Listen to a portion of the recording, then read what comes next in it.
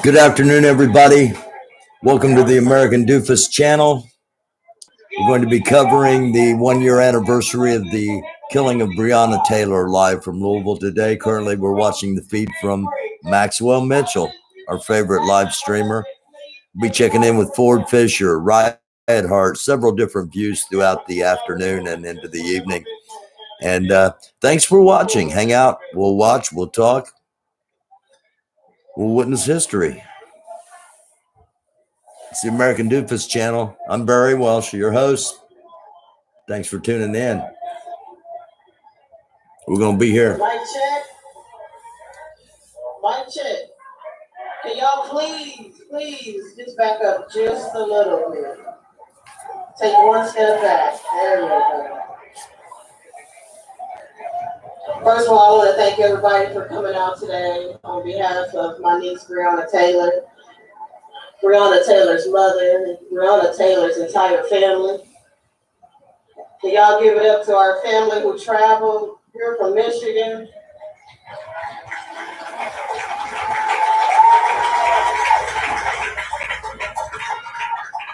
Hey. I want to also thank, our Until Freedom families here in the building. Of course, represent. Give it up for them, please. Also, joining us today is Love and Hip Hop. Some of the, where they at? We got Yandy Mendici's in the crowd. Hey, we got Carly Red in the building. Young Jock. So y'all give it up for them. Show them some love because they didn't have to be here today. Also, give it up for my Breewood family. Where you at? Breewood?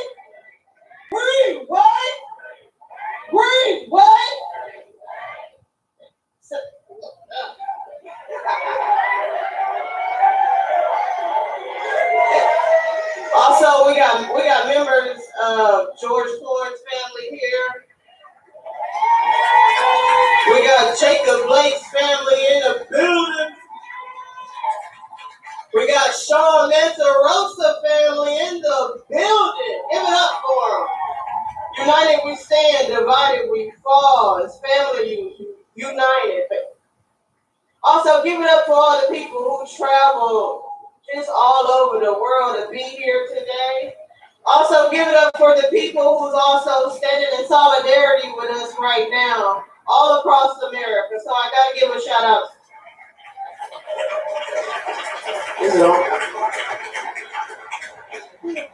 And also, we just hope everybody come represent Brianna with dignity and respect today. And I'm gonna pass it over to Kenny. Hello, everybody. I usually don't say too much, but see, that's why I'm here talking right now. I just want to say that I appreciate all the love and support.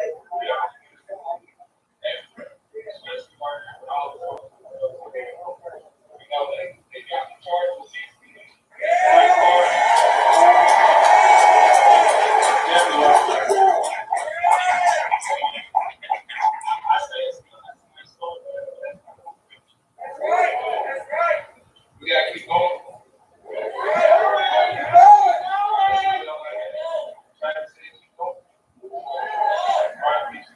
Keep going.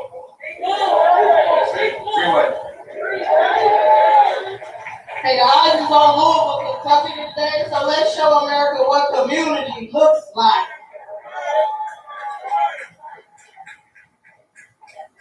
The woman of few words. Why you giving it to me?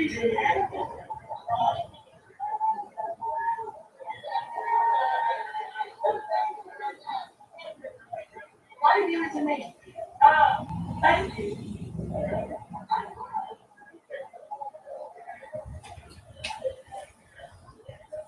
She'll speak a little later. I'm handing over to Linda. You know what's up. Give it up to Bianca Austin from the Breonna Taylor Foundation. We gotta fix the sound.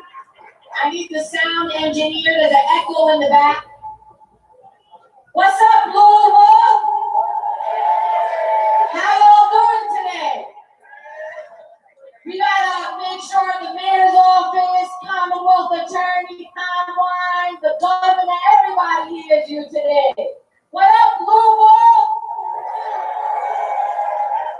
So we're gonna start it out right, ground ourselves spiritually here in this space. I want you all to give it up to our pastor, our Louisville pastor, Tim Finley.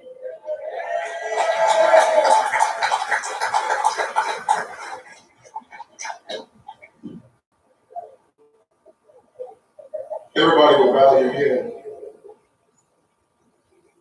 Be not deceived. God is not mocked. Whatsoever a man soweth, that shall he also reap. Father, we are not here today simply as a remembrance, but we're here to say we will continue fighting for justice. We're here to stand with and for Miss Palmer and this family.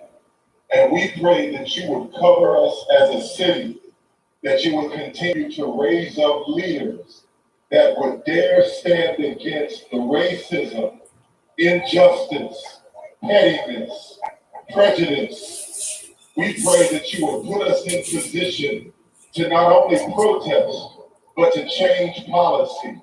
We pray that every officer, every official, every elected official that had anything to do with the murder of Breonna Taylor, that they would be arrested, convicted, put in prison for as long as you would deem. We love you, we thank you, and we ask your blessing on this day. In Jesus' name, amen.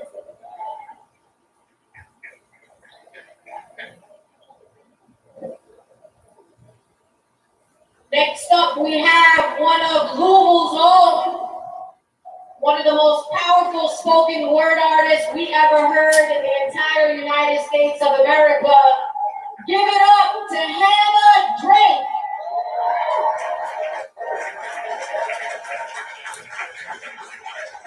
Thank you. I want to quickly say before I spit, y'all know I I read an article where Tamika Palmer said every day is March 13th for her. And as long as every day is March 13th for her, then every day I'm going to be fighting for Breonna Taylor. So I want to tell this city, I want to tell Danny Carroll, I want to tell the KYGOP, I don't care what you sign into law, because I'm not going to be quiet. You don't get to tell me to respect my oppressor. You don't get to legislate righteousness. This city broke the contract to protect and serve. You broke the contract. Tamika didn't break the contract. Brianna didn't break the contract. You broke the contract. So try to shut me up. Y'all may as well get my GoFundMe ready. But this is what I do know. There was a man who wrote a letter in a Birmingham jail to put me in it. But I ain't gonna shut up. Now legislate that. I love you, Miss Tamika. And you got me mad, I'm sorry. Formation. Say firmly with no hesitation. Concern for your tears, Daniel Cameron. Concern for your tears, Matt Fisher. Concern for your tears, LMPD. Recently went on vacation. We are bothered by your hating and your condemnation. It is simply confirmation and the very reason we're celebrating. This is a manifestation of a bloodline that birthed a nation. We ain't offspring or the foundation of creation. When you sip from Mother Earth, you're drinking our libation. This is lyrical liberation. You want to be mad at something? Be mad at the blood on the hands of this nation. This is the reincarnation of a spirit that has no expiration. This is old Negro spiritual salvation. That down south church fair waving congregation. This is Beast Plum Fist and an old rock nation. But since you seem to need some clarification, this is for 40 acres and a mule reparations. For picking cotton and fields with no compensation. But not telling slaves about emancipation. For Rosa being told to get in the back of your transportation. For severing bar humiliation at the hands of your exploitation. This is for co-opting a culture of weak imitations. For Martin and Maynard's assassinations. For countless years of segregation. For every time you told our sisters and brothers to assume the formation. For keeping them locked in a system change her probation. For arresting system masquerading as fair administration. This is for Sandra Bland dead on the floor of a police station. For smallpox infestation. This is for Tuskegee experimentation. For telling us why all lives matter with no qualification. This is for brutally raping a nation. For Eric Garner and George Floyd's suffocation. This is for Breonna Taylor's assassination. This is for a black male shot dead at Fruitville Station. And this voice is the reincarnation of everyone you murder with no justification. Now you bow down and simply assume the formation.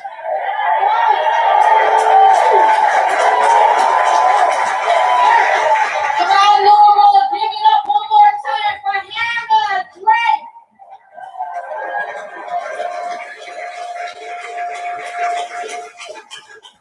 There's no protest without actual policy change. We can't just march in the streets, we gotta demand change from those in power. So I want you to give it up to another Louisville's own, a brilliant Black woman, political advocacy organizer, an advocate that goes up to Frankfurt, is talking to the people in power.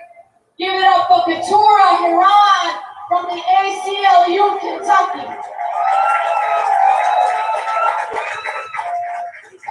Greetings. Excuse my voice, it's a little shaky. Miss Tamika, I love you. And I will keep fighting for you. What I want everyone to know right now is that, as Hannah had said earlier, they are legislating some BS right now. We still do not have a Brianna's law statewide in Kentucky.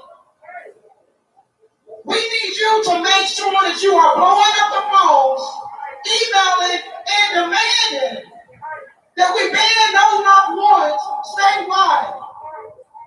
That we pass Brianna's law statewide. And the other thing that I want you all to know is it is individuals like us, regular people. I did not go to school to do policy work. I am qualified because of my life experience. You are qualified because your life experiences. The BS that they put us through. The fact that they have our people houseless without food. We have to use our voice and demand the policy that is going to benefit us. And I thank you all for using your voice. But we have to remember that we have to take protesting to policy. We have to leave the streets and go in the suites and flip the tables over. This is our state and this is our city. And we have to keep demanding. And the other thing, this year is not an election year. But this is when the work needs to happen. We need everyone registered to vote. We need to be doing it block by block in neighborhoods. So I challenge you all, this summer, get out and register as many people to vote as you can. We have an election in 2022. We need y'all's names on the ballot. We need our people's names on the ballot. Trust and believe that the opposition are doing their work right now. So we have to do our work. From protest to policy. From the streets to the suites. Thank you. I love you.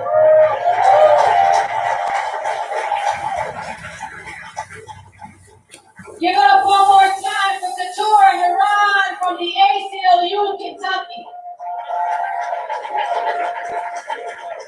So I saw some more folks roll up. So can I get folks back here to quiet on the set, folks? Shh. Thank you all for watching with me. I saw some more folks roll up, so we wanted to make sure that people understood why we were here today. Today is still justice for Breonna Taylor. And so for folks that don't know, there's a building that is behind me. That building is where Commonwealth Attorney Tom Wine's office is. Tom Wine is the Commonwealth Attorney who should have prosecuted the cops that murdered Breonna Taylor. But instead, he recused himself because he was busy trying to charge Kenny Walker with attempted murder. But now, Kenny's charges got dropped. So now Tom Wine has no excuses. And we're here to tell him to do his job and prosecute the police officers that murdered Breonna Taylor. So we can't do this job as organizers without the lawyers. And we're proud to have lawyers on our team too. One of the co-founders of Until Freedom is Angelo Pinto. And he's a lawyer. You always got to have one of those on your team.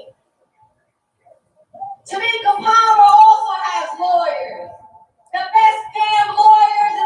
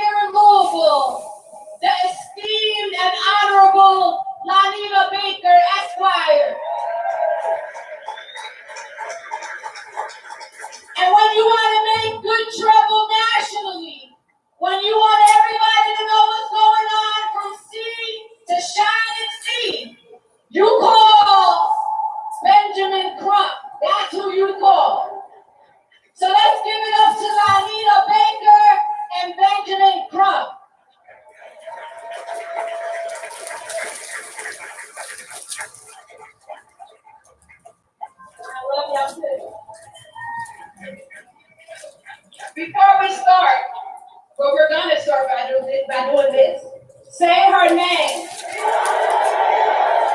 Say her name. Breonna Taylor. I want it loud. Say her name. Breonna Taylor. I do that because I go back to 1 year ago, Friday, March the 13th. I was sitting on my couch working because we had just began starting remote work. And I saw on the news, but the report was police officers shot during the execution of the search. One suspect dead, one suspect in custody. They didn't have the decency to call her by her name. I was fortunate enough to learn her name faster than most of you. I learned it the very next day when we heard from her. This is right at the beginning of the COVID. I had to meet with Tamika, Janaya, Bianca, Tahasha in the office. Her other sisters were on the phone, on speakerphone, because if you don't know, they come deep and they come supporting each other. And on that day, her sister stepped up because Tamika's mom was exactly how you would expect her to be one day after losing her daughter. And we talked about what happened. And they told me about Brianna. And that day, I told her, I said, Miss Palmer, take the next few days and do what you need to do with your family. The following week, I met Brianna's family, her aunt, at Brianna's apartment. And I walked into a crime scene, but it wasn't committed by the person who was in custody, and it wasn't committed by the person who was murdered. It was committed by the individuals who are supposed to protect and serve us, who had broken into Brianna's house unannounced and fired over 33 shots into her apartment. It looked like a war zone. And at that moment, I knew I was going to do everything that I could to get justice for this sister and this family. For 2 months, we fought. Tim, Aguilar, myself, the Palmer family, our sisters, Brianna's family, we fought. And we couldn't get anyone to listen. But that didn't deter them from continuing to share Brianna's face and her picture and her story on social media. And so on the Saturday before Mother's Day, and yes, I remember the exact day, I get a call from one of my very good friends. Juanita, I'm hearing something about this case where police broke into someone's house and killed a young lady. Her name's Breonna Taylor. And I said, yes, Ben, that's my case. And we talked a little bit about it. I don't ask him to come on the case right away because that wasn't my decision to make.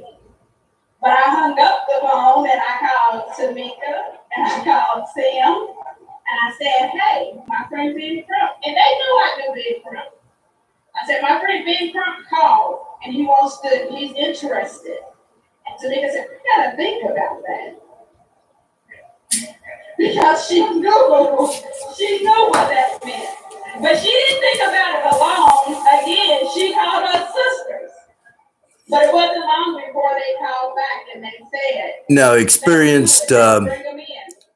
experienced live streamers know you don't just step in front of somebody else's live shot like the blonde lady with the pink phone's doing. That's rude. And from there, I think it was like 3 days, and the world was saying Breonna Taylor's name.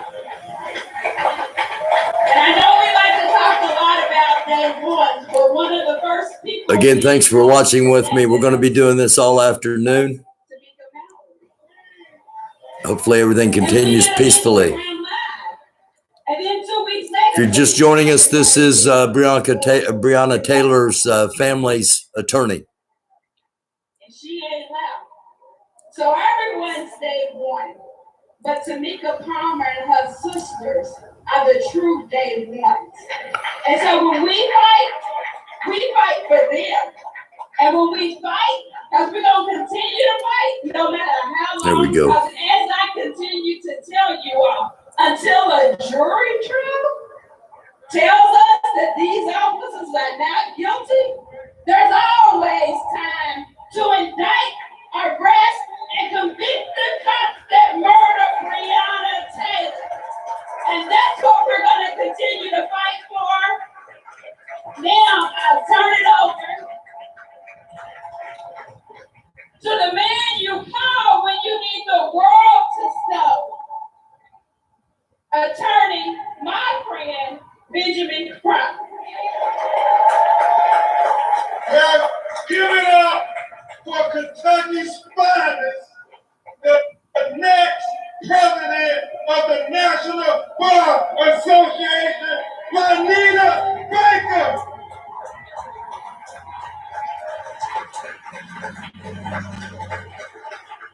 And we got the third musketeer who likes to stand in the background. So before I say my presentation, I want to introduce y'all to my brother from another mother, Attorney Sam Agia. Sam, you gonna say something? Breonna Taylor! Breonna Taylor! Breonna Taylor! Breonna Taylor! Breonna Taylor! I love all of you. That's all I needed to hear. Thank you. Thank you, Sam. Thank you, Juanita. You are the best lawyers in America. Tamika Palmer, Bianca, Janaya. I remember when Juanita and I were on the phone that it seemed like nobody cared. It was like Malcolm X said, the black woman is the most unprotected, the most disrespected, and the most neglected person in America. But thanks to the efforts of Tamika Palmer and her family, Juanita Baker, Sam Agia, Tamika Mallory, until freedom, now everybody in the world is saying her name, Breonna Taylor. And that to all of you who kept showing up, even when the county attorney said they weren't going to do that, and then send it over to the attorney general of the state, and he said he wasn't going to do that. Well, guess what? Y'all said y'all going to do something, and that's what everybody knows Breonna Taylor's name all across not just Kentucky, not just America, but Tamika Palmer. I get calls from places like Berlin, Germany, saying, Brianna. I get calls from Sydney, Australia, saying, Brianna.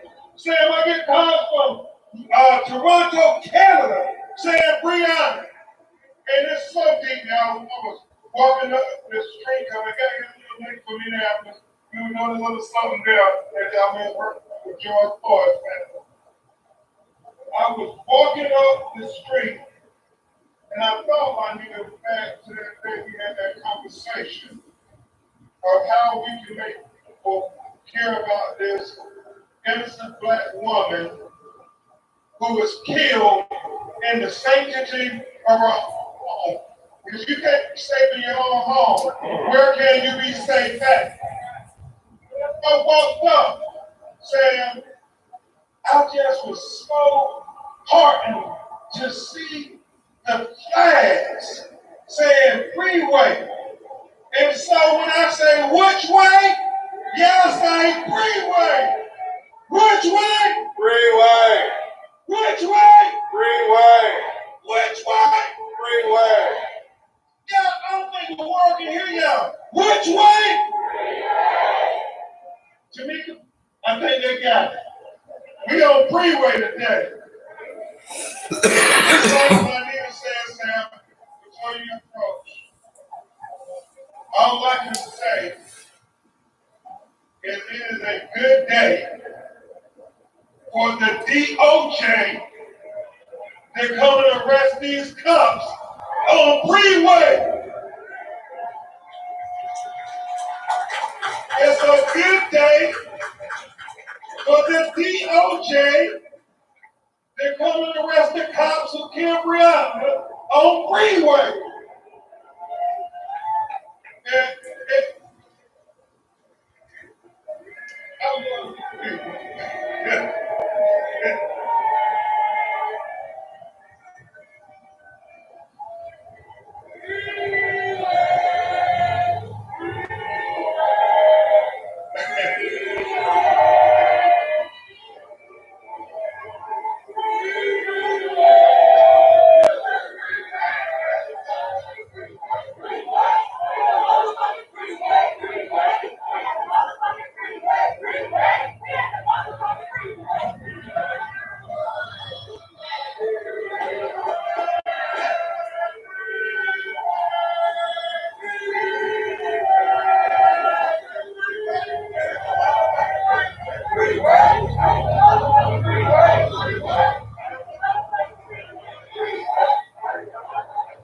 Well, return right sound like they getting in good trouble out here today. Yeah, you know, we got my son, the general. We got Tamika Mallory, the queen of this movement. We got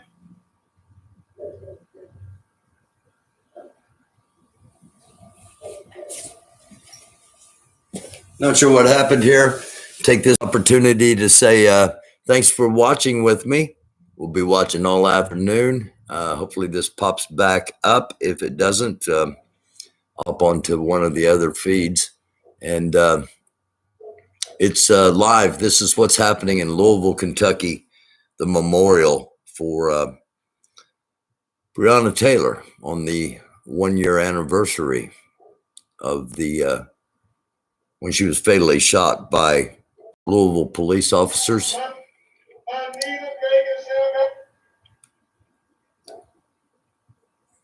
And as you can see, there are tons of people there media-wise and lots of streamers there. So bandwidth is probably getting eaten up. Give Max a few more seconds here to see if he will pop back on. We'll continue watching.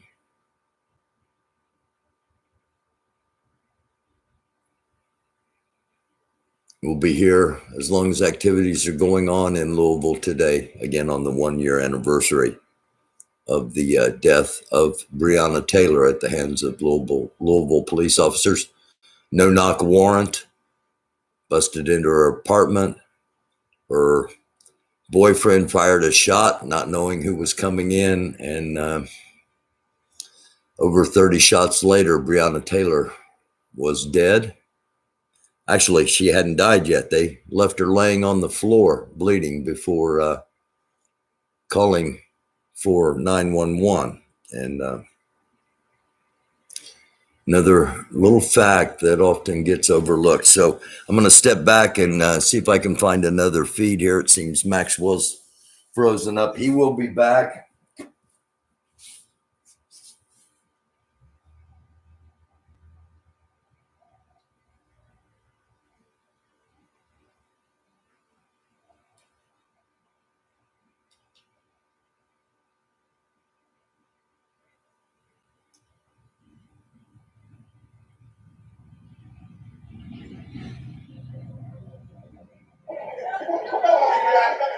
Tamika Mallory, the queen of this movement.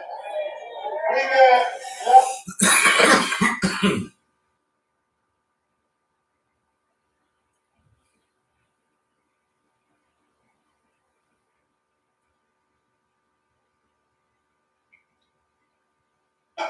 Switched over to Ford Fisher and he froze up. Now we're back to Maxwell.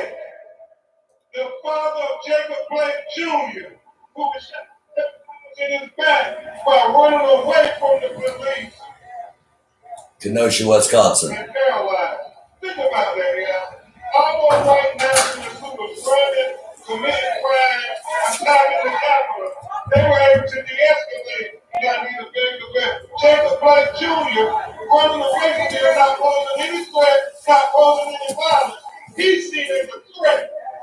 It's so mind-boggling when you think about it, because literally 2 days later, Tamika Palmer, you had a young white man named Kyle Whittenhouse shot 3 people, even 4 of them, and then put their assault weapon around his neck and walked down the street towards the police, towards the National Guard, and nobody detained him, nobody arrested him, nobody shot him in the back, nobody killed him. He got hit his home uninjured in his neighboring state of Illinois.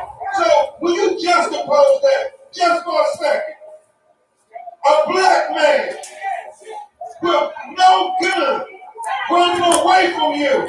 You see him a threat, and you shoot him 7 times in the back, point blank range, grabbing his t-shirt in front of his 3 little boys, ages 8 years old, 5 years old, and 3 years old. But a white man who just murdered people coming at you with an assault weapon, you don't see him as a threat. We got 2 different Americans. We got one for black America and one for white America. And we got to do same. We got to get justice for all our people in America.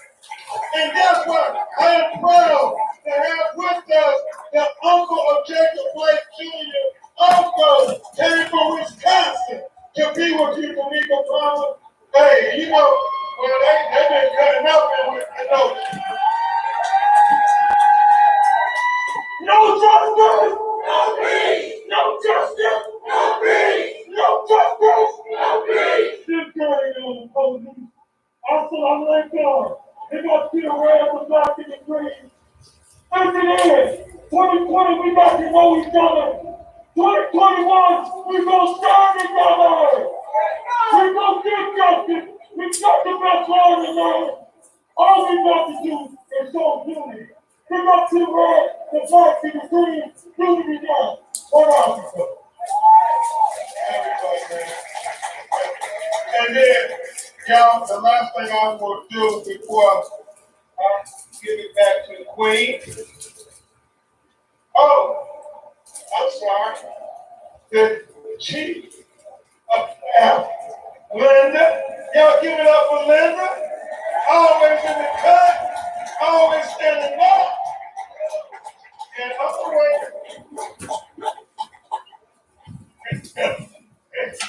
know we can't say that in the media. I want to just introduce y'all to this family that came all the way to be with you all from Houston. And all of these members are tragic, and that's why I love Tamika so much, because she's always trying to motivate families who people don't know about. 2 years ago, my son in Houston, Texas. It seems like black people, we can't have a mental health crisis and be treated like victims. We have a mental health crisis and they treat us like we're criminals. And so this brother, Daniel Ray Thomas, in Houston, Texas, was having a mental health crisis. He had his pants down to his ankles. He was on the highway. Y'all saw the video. He was knocking on car windows on the highway. They called the police.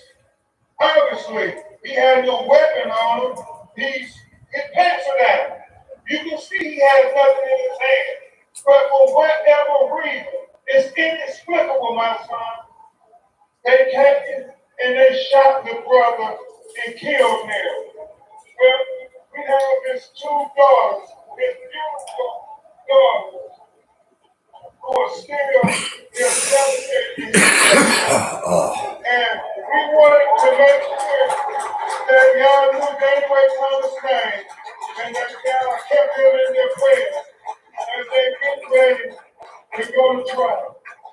And to me, we thank you all. And for this family in Houston, and for family in Houston, another black woman killed by the police on video. And people come together. Okay. Take your hand off the bottom of the mic. There you go. Thank you. They all come together in solidarity to meet the man with a fraternity that I pray. None of you, I pray none of you join this fraternity. And I don't think they can say anything they're too strong, but we gotta deal with this police excessive use of force because it's killing our people. It's killing our people. And so, just like Trayvon did in 2012, when he raised the consciousness level for Black Lives Matter in America, we will forever remember Breonna Taylor for raising that consciousness level in America that Black women lives matter too. Which way? Which way? Which way? Which way? Thank you.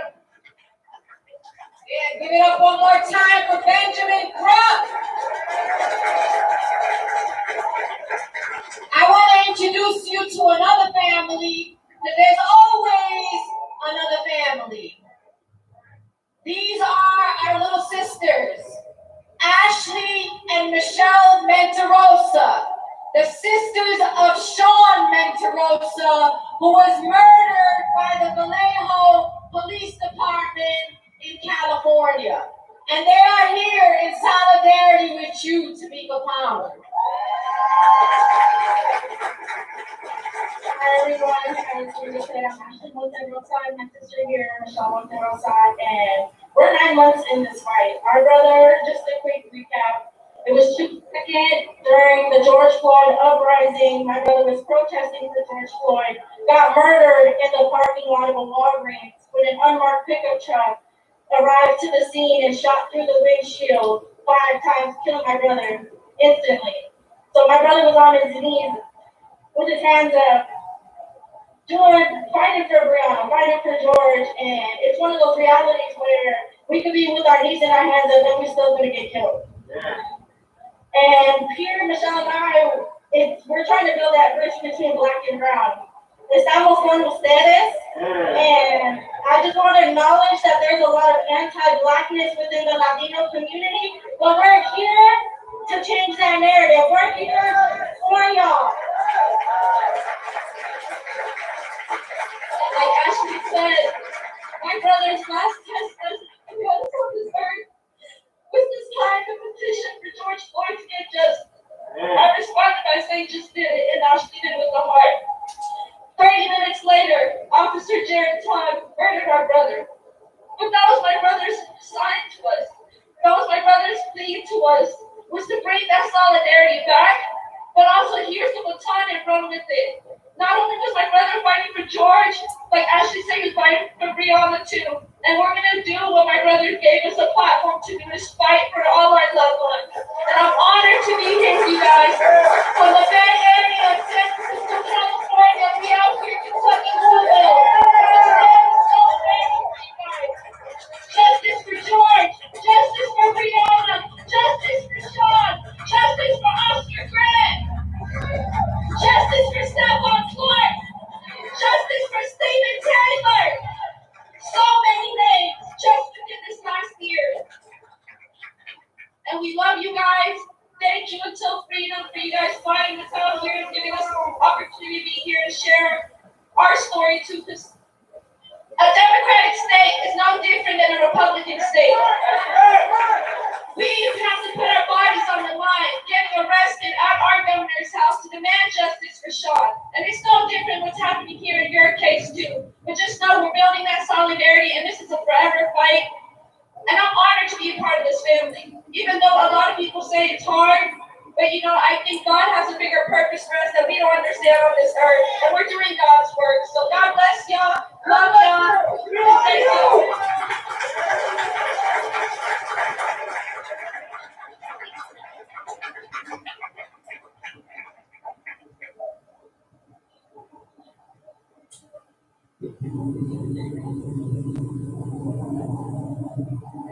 Give it up one more time for the Mentarosa sisters. His name is Sean. So when I say his name, you're going to say Sean Mentarosa. Say his name. Sean Mentarosa. Say his name. Sean Mentarosa. Say his name. David McAtee. Say his name. David McAtee. Say his name. David McAtee. When I say his name, say Tyler Girth. Say his name. Tyler Girth. Say his name. Tyler Girth. Say his name. Tyler Girth. This next young man didn't get murdered. Those that are watching probably know, but just in case you don't, Tyler Girth was a white man at the protest, a photographer that was murdered. David McAtee was murdered the first day of the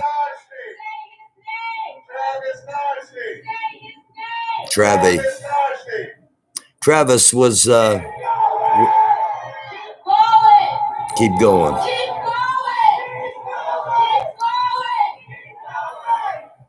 Let me hear you, Breonna. All our people in Breonna, let me hear you. Louisville 87, let me hear you. Gun Trouble 65, let me hear you. That's right. So next up, many of you know us as Until Freedom. I got a call from this young woman who's my leader, my sister, and she said, we gotta go to Louisville, Kentucky. And when we got to Louisville, Kentucky, she decided that we had to move to Louisville, Kentucky. And if you don't know our story, we do a lot of things that I didn't think we were capable of. The same woman that I'm going to introduce to you convinced me that I should march from New York City to Washington, D.C. And if you don't know, Washington, D.C. is 250 miles away. And I had to march through 5 states to get there. But the reason why I follow this woman is she won't ever tell you to do something that she won't do herself. And wherever she goes, I go. Because she goes to where the pain is and where the trauma is, and we become one with those families and one with those causes. So you may not have loved us when we first got here, Louisville, but we love you. And you are our family forever. And Louisville is our second home forever. And you, Louisville, became the ground zero for this fight for police accountability in America. Yes, you, Louisville, the home of Muhammad Ali. So next up, give it up to Tamika D. Mallory, co-founder of Until Freedom.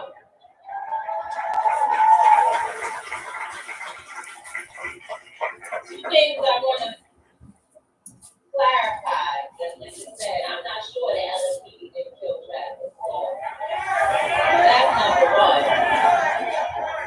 And number two, some of y'all don't like me, and no, I don't love you. I don't like you back. So let's just get that straight today. That's Linda talking, but that ain't me. Period. And that's period. No justice! No justice! No justice! No justice!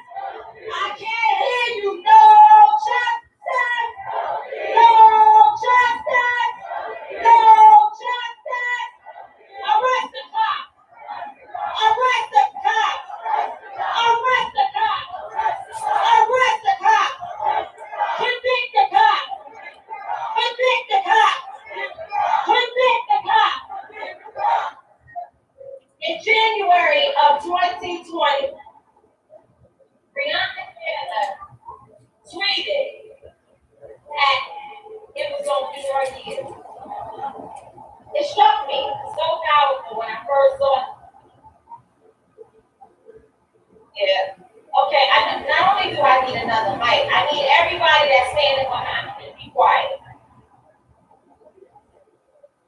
I need everybody that's standing behind me to please be quiet. Put your hand on the Bible. So the tweet really struck me when I saw that.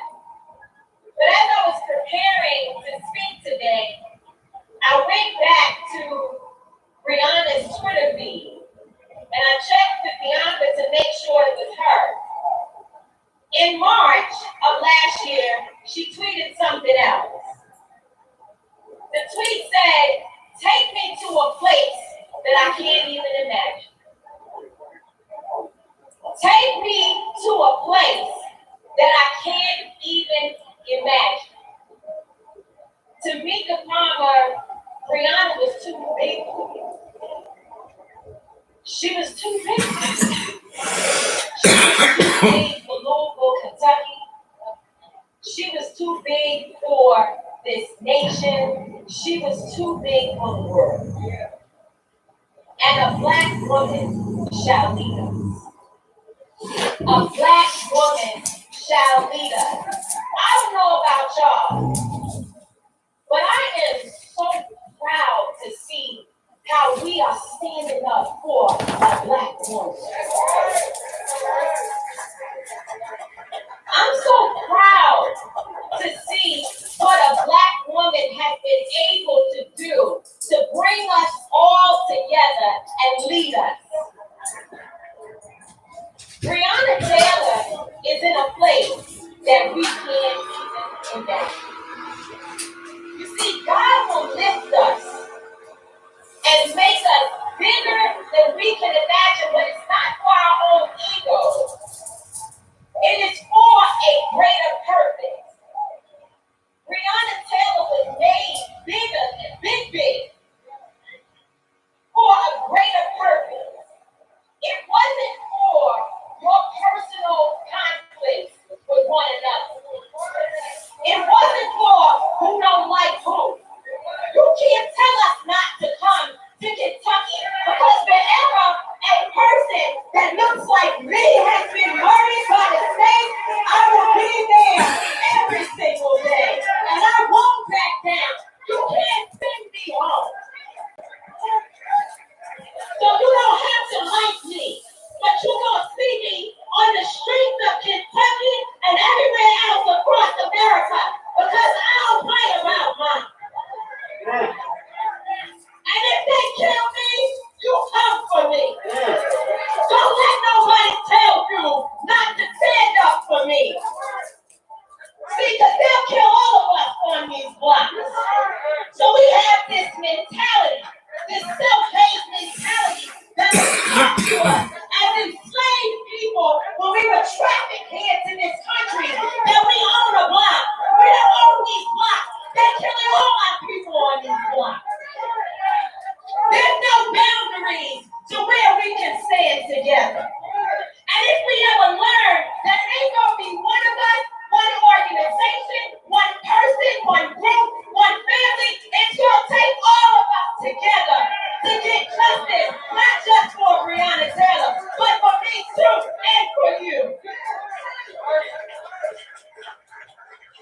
So cut that shit out about who don't like who. Stop bothering this family with this nonsense. Using your damn Facebook page to traumatize a black mother. You ain't heard it more than Tamika Palmer about Breonna Taylor. Say that again. You can't hurt more than her. Lose your child and then talk. We are here fighting to make sure that it does not happen to you tonight. We all gonna be together. So we might as well get calm. That's right. But, like I said, Brianna was already on her way. And throughout history, black women have always led the journey. You see, Rosa Parks sat on a bus, and the bus was in travel. She stopped it and said, "I'm too tired.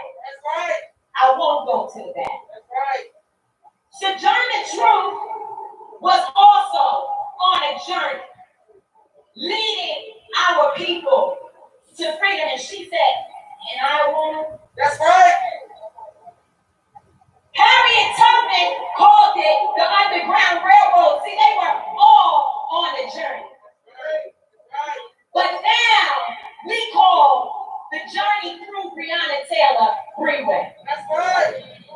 And Freeway is leading us somewhere. A black woman shall lead us to freedom. That's right. A black woman shall lead us to justice. A black woman shall take us there. Are you ready for the journey? Let's go. See, Brianna knew her call.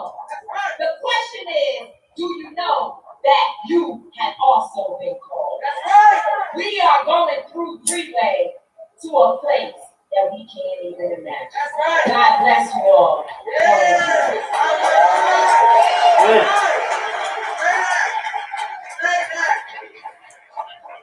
Yes, ma'am, having battery issues. Give it up one more time for Tamika D. Mallory. I want to remind, that's my brother right there. I wanted to remind Tamika Mallory of another story, because she brought up Sojourner Truth and Harriet Tubman and Rosa Parks. When Dr. Martin Luther King went to Chicago to fight against housing segregation, there were black people in Chicago that told Dr. Martin Luther King, don't come here. So when the documentaries come out 30 years from now, just ask yourself what side you want to be on. I'm telling you, people don't realize that one day the story is going to be told, and you just want to be sure that you was on the right side. What I do know is we were on the right side. I also want to make a reference about the cameras.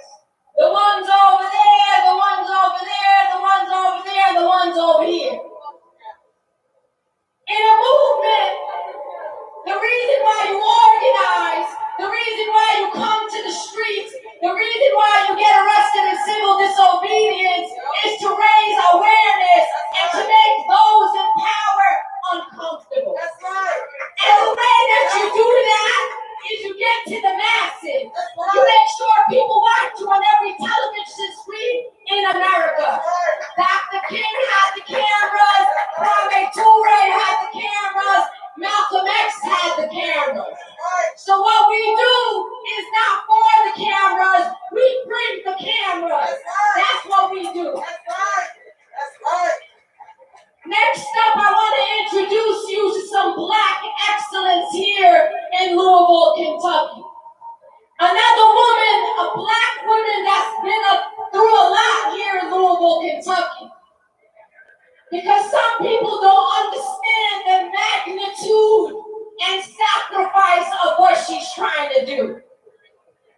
I am in awe of this woman, of her courage, of her skills, of her talent that she has contributed to the city of Louisville. And what I need you to do is you don't gotta like her, but you sure in hell is going to respect her. And her name is Sadiqa Reynolds, CEO and President of the Louisville Urban League.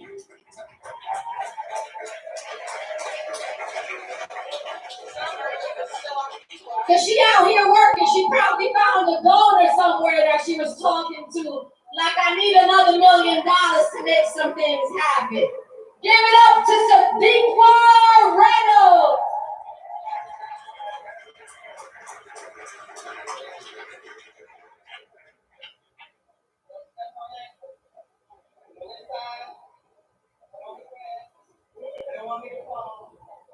Let me get my daughter here with me.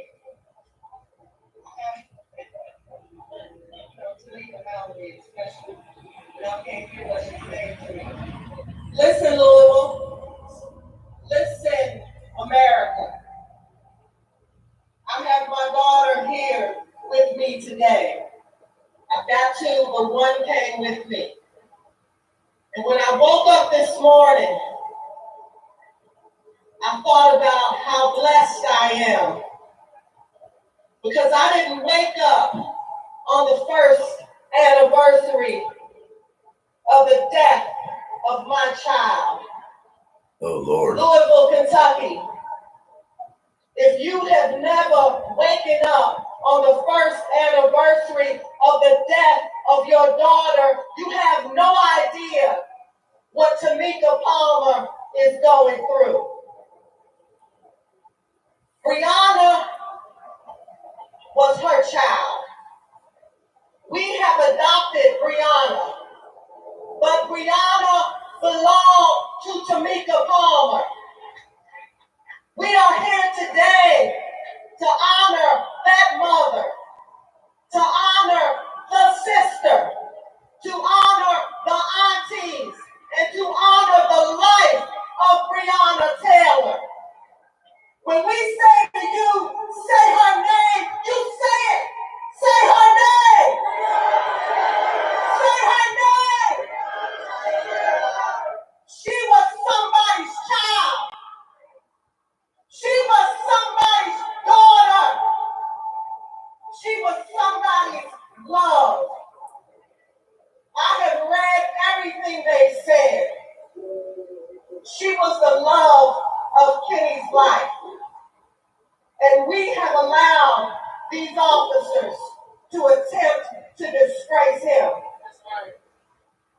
He was a black man in a home, in love with a woman that he could not protect. And some of you have been critical of him. Listen to me, America.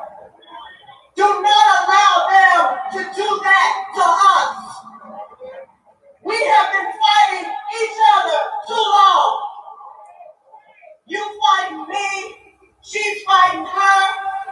Meanwhile, they're trying to pass Senate Bill 211. You know what that is? That's the shut the hell up and take it bill. Exactly. They call it the riot bill. That's the one that says if you are caught, listen to me. Listen, Louisville. Listen, America.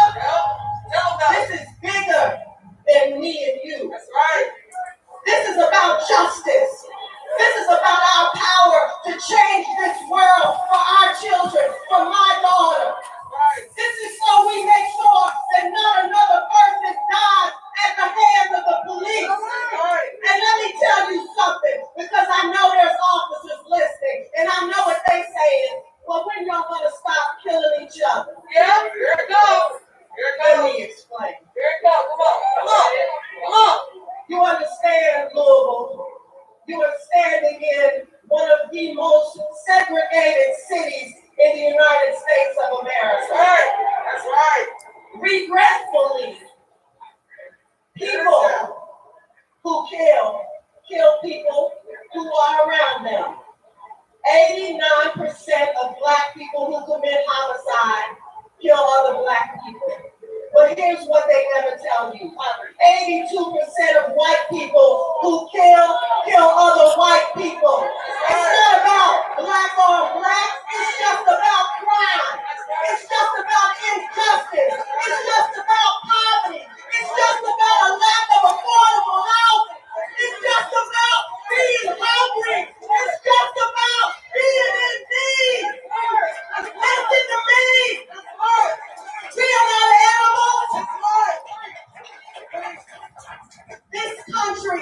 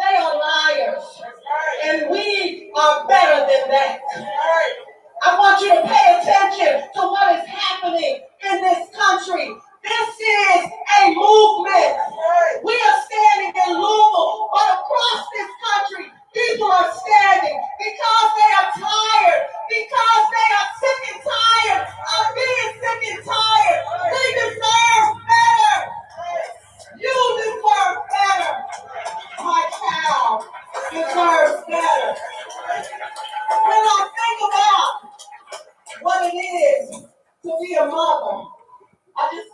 Let me just talk to the mom for a second. You know how you tell your baby, call me when you make it home. I always think about what would it be for your daughter to be a healthcare worker, and you're Tamika Palmer, and you're worried about her just washing her hands, making sure she doesn't get COVID. At a time when this country was celebrating healthcare workers, they were telling us we must honor healthcare workers. Brianna worked all day and came home, and her man took her out for dinner. She made it home safe. I'm just saying, as a mother, all I ever want to know is that my babies made it home safe. And then the people that I pay, that you pay to serve and protect, knocked her door down. And they killed her.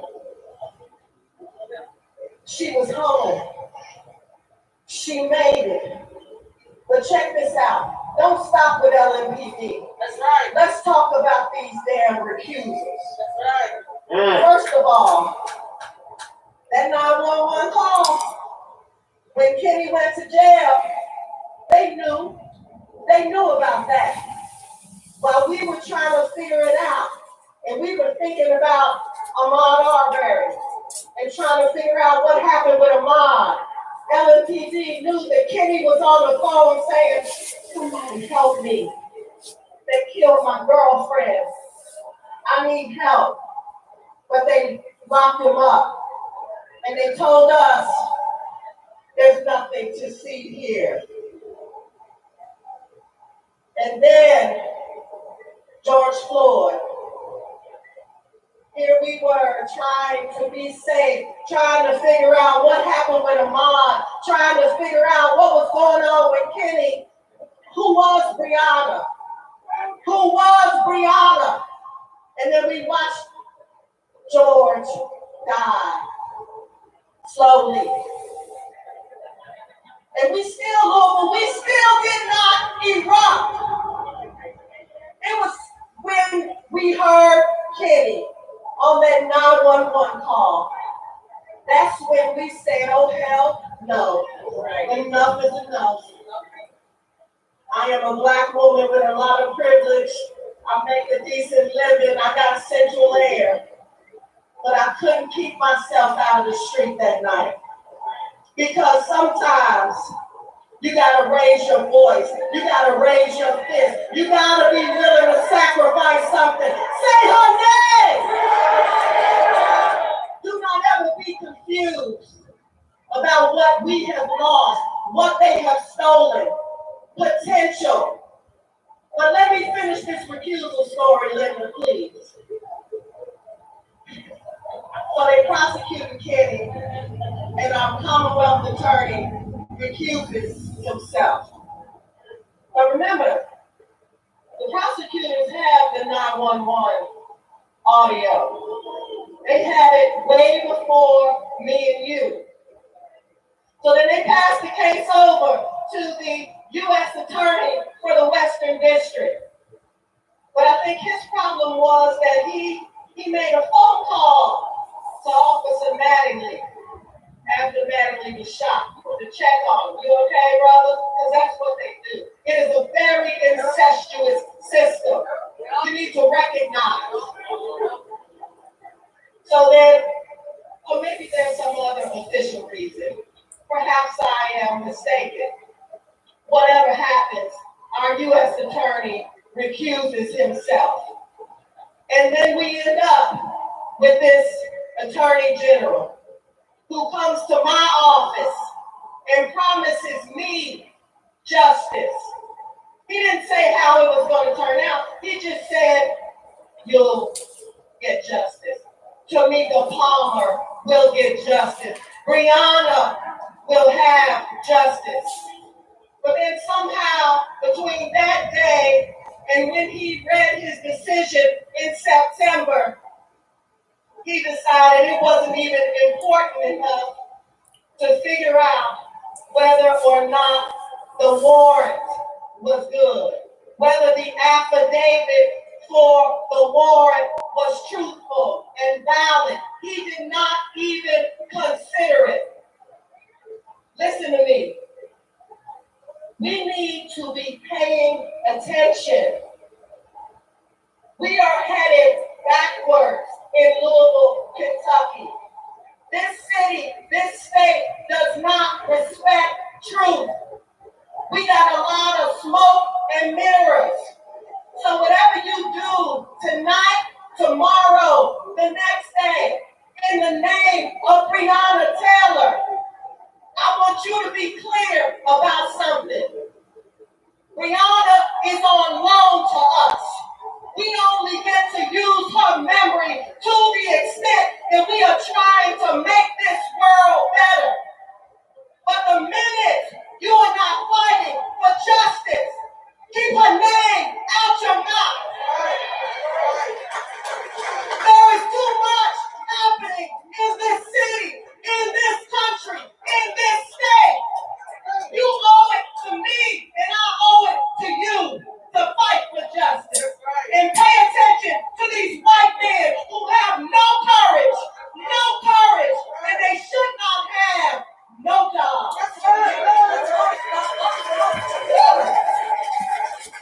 That was incredibly powerful, in my opinion, and I hope everybody in the country and in the world heard that. From the Urban League, if y'all haven't seen the beautiful sports facility that a Black woman single-handedly put together, brought 300 new jobs to that local community. I went to it, I saw Black people in there working and happy to have a job and happy to work for a brilliant Black woman. Next up, I want to introduce to you our friends. And I want to say something about our friends.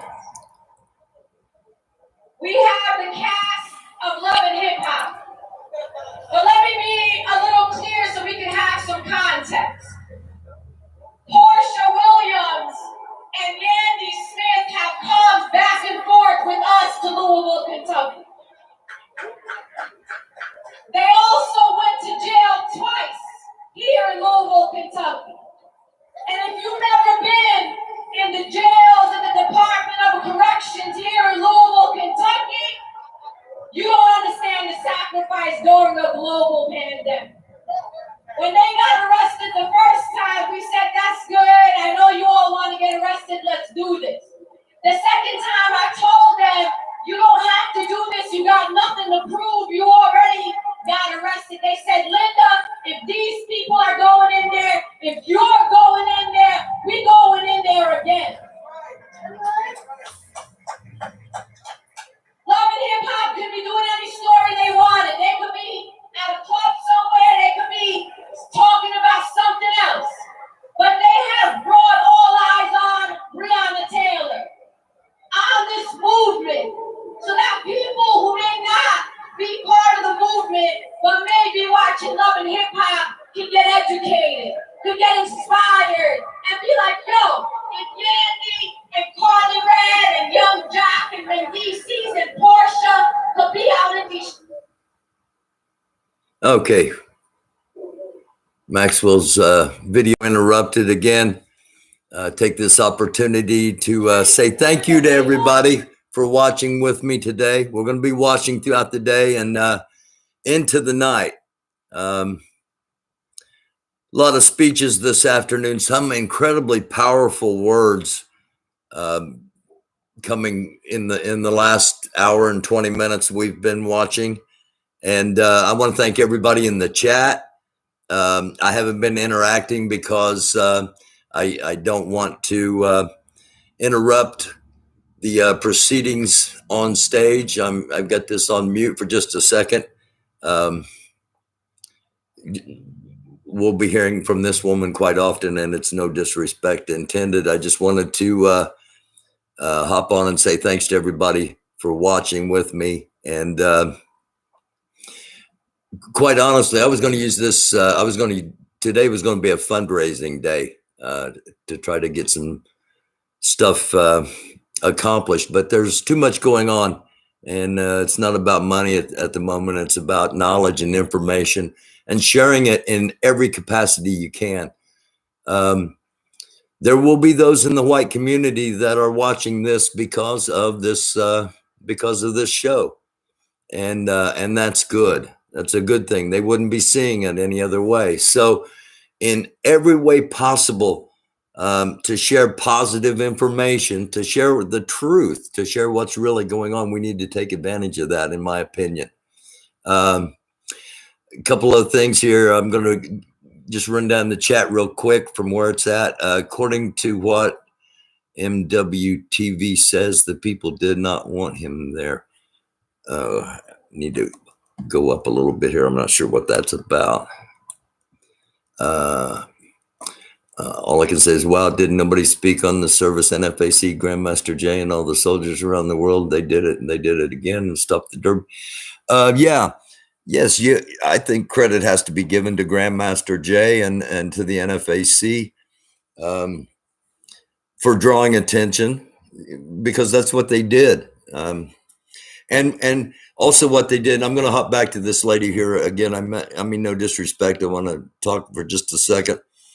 What the NFAC and Grandmaster Jay did was they showed what happens when you mess with protesters who are protesting for justice.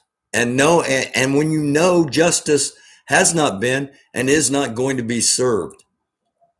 The officials knew it wasn't going to be served. I told you on the show it wasn't going to be. We knew. And yet, they continued to belittle the people out protesting. And Grandmaster Jay and the NFAC show up and say, hey, look, if you really want to keep messing around, well, we're not fucking around anymore. And that sent a message, and that emboldened a lot of protesters all around the country and around the world. The fact that there will be people that have your back, whether it be New Black Panther, or whether it be original Black Panther Party, whether it be RBG, whatever. That the idea is coming together for one purpose. I talk about EAR a lot, about ending all racism, about the group we're trying to put together, uniting all communities. But the Black community has to find peace in itself. And I just hope that's a message that resonates. It's not about an individual. It's not about a group. It's about everybody understanding that you have your own groups. You're an individual, but y'all got to move in a direction of peace, because there's too much that has to be accomplished. And I'm speaking as an outsider. I understand that, but if I see it, y'all ought to see it too. Those of you in the Black community. And uniting everybody, man, that's not a realistic goal. But having a place, having a movement where people of all skin pigments can come together to help support the Black community, the communities, the other communities of minority status, into a total place of equality. It's not a short path, but it's one we've taken off on in EAR, and I'm proud of that. And all these powerful Black women speaking. I can't say enough about Star, Marie Bruce, Jeanette, the other people that are involved, the women, the Black women and the white women that are involved in what we're doing on EAR. And I'm just proud to be a part of it. Some comments real quick, and then I'll get back to the audio from the screen. T-Rex, what's up, T? They should all be carrying Armalite. Real ARs are mood changing, and that was what the point I was making about the importance of the NFAC and Grandmaster Jay showing up. You know, whether you like him or not, you got to respect that man stood out there and spoke, and with tall buildings around and with law enforcement that probably didn't give a rat's ass if anything happened to him or not. So respect. True Soldier, thanks for having me on the show, man. Hey, True, you make me smile. I know you're on a path, and you're on a path for knowledge, and that just makes me smile. You unifies blackness. I want to unify people in general, but the more I learn, the more I see how crucial it is that the black people heal themselves. We're asking the same people who invaded our country and stole the identity of Black Lives Matter. The irony. Okay. Yeah. Hold on. Let me get out my victim card. I can take victims now. Race hustler, baby. Oh, Lord. The fake True Soldier finally finished. Okay. We got to.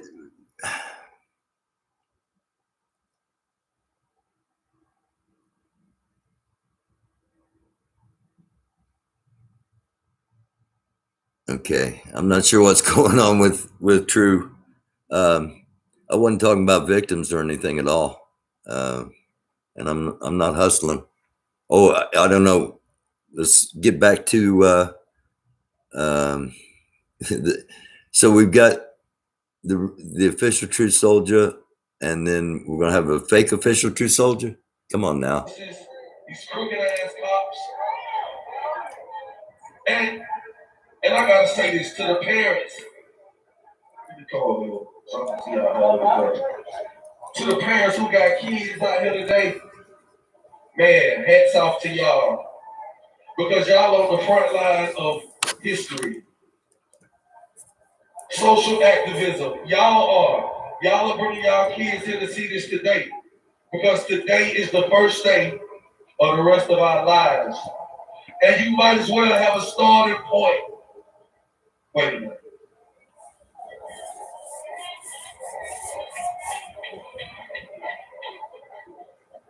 I could have been kidding.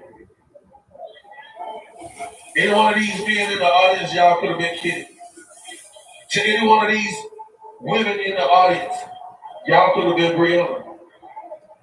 And it's so amazing how people go on about their lives because, well, it ain't me. It didn't happen to me. It ain't my family. But hold on, when it hit home,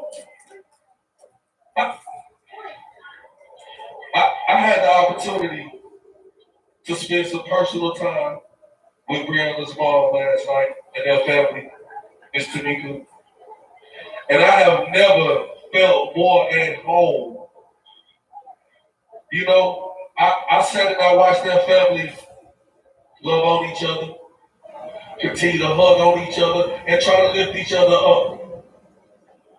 Now, can I say this? Because it made me cry, you know. I seen everybody say, hold up in the house. Everybody looked at their watch and said, this time, 365 days ago, Miss Tamika got a phone call. Now I called myself, you know, just being in support with the family. We was playing pool. Miss Tamika came in, knocked all the balls off the table.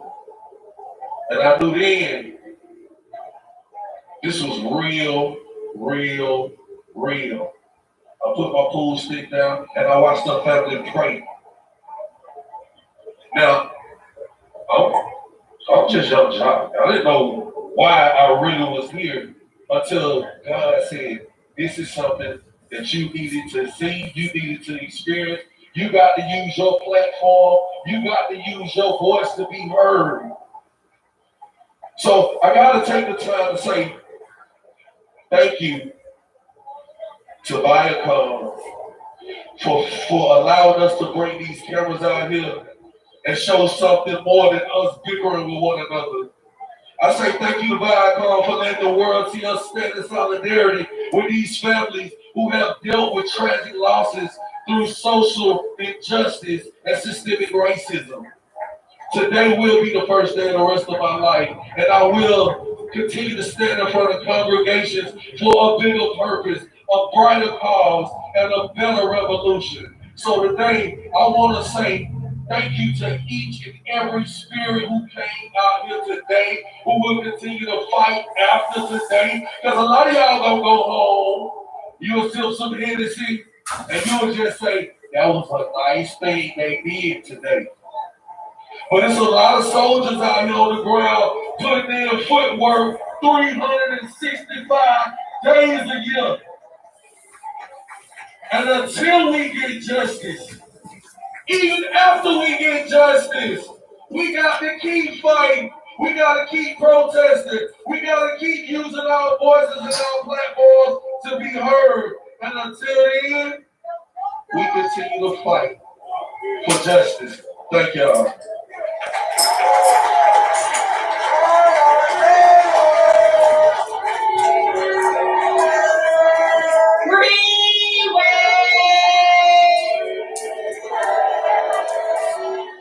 This revolution will be televised.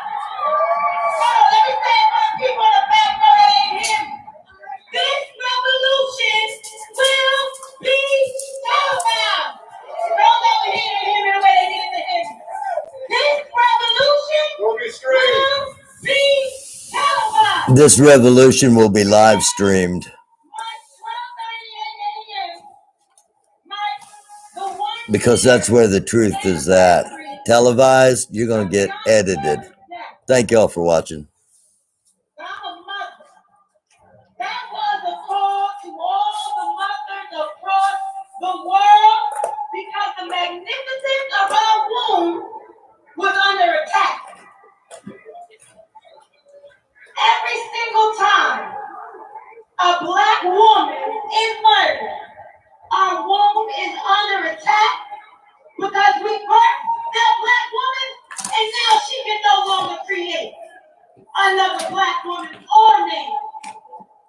Our womb is under attack. But let me tell you what today the first day is.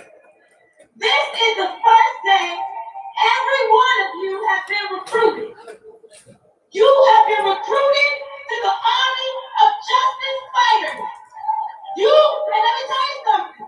This army, there's no prerequisite, but you want to fight for justice and you won't stop until freedom. This is not about just Black Lives Matter. This is about we are going to fight because we matter until freedom. This is about our liberation. This is about our right to live and be free and be valued. Breonna Taylor's life was valued. Somebody changed those diapers. Somebody took her to school. Somebody paid for her to take them EMT classes. We don't get the right to rob that and not get out here, so strap up. Strap up your boots. You don't gotta wear camouflage for this army. You can wear a hoodie. You can wear a cap to the back. But the prerequisite is you gotta be willing to fight until freedom. But don't show up at the front line. Don't come out to the marches if you ain't ready to fight until freedom. Because we ain't free till we all free. And the injustice right here in Louisville, Kentucky, is the injustice everywhere. And we all need to stand up and fight. So one more time for the people. Freeway! Freeway!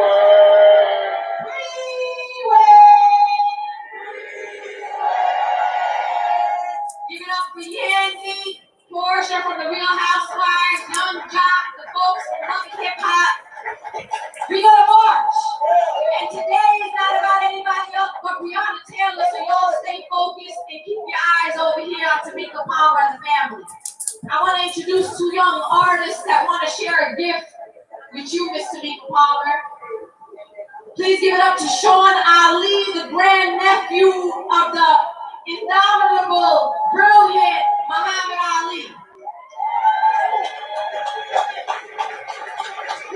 Hello, peace. How y'all doing, Louisville?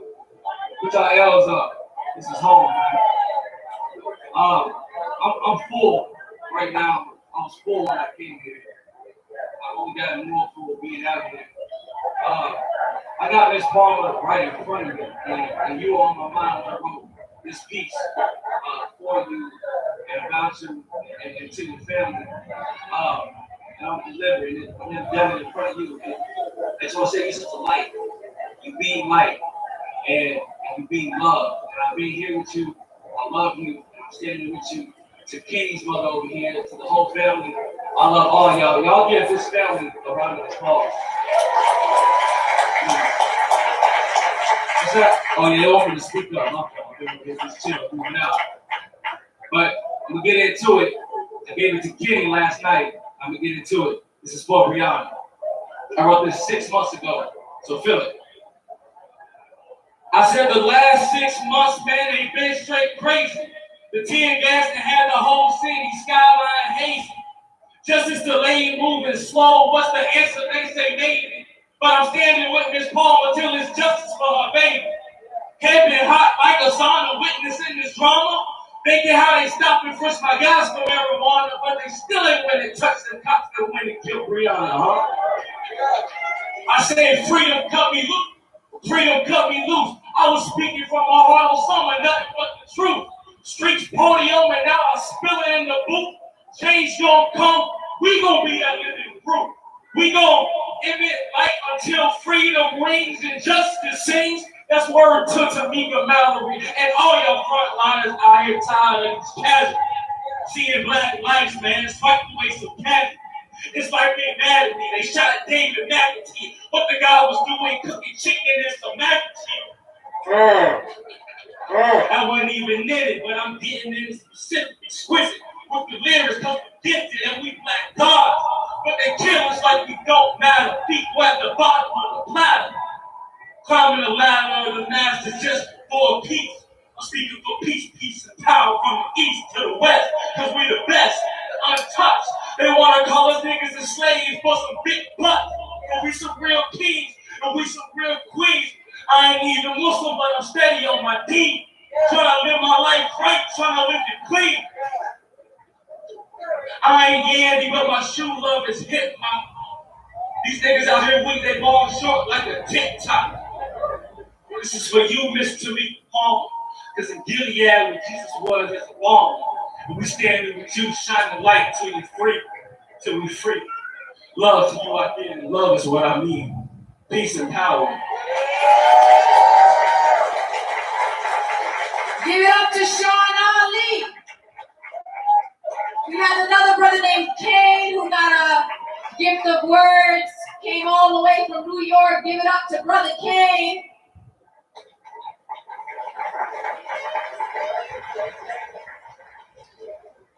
Freeway!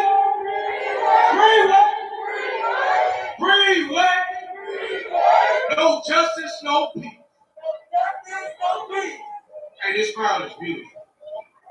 And everybody here, we want to thank you all. I want to thank everybody behind me for allowing me to have this opportunity. I did travel all the way to New York and relocated to Kentucky to have this opportunity. And God brought me to Kentucky so I can have this opportunity. I'm thankful. Without further ado, Brianna, this is for you. Dear beautiful Breonna Taylor, the loss of your life is major.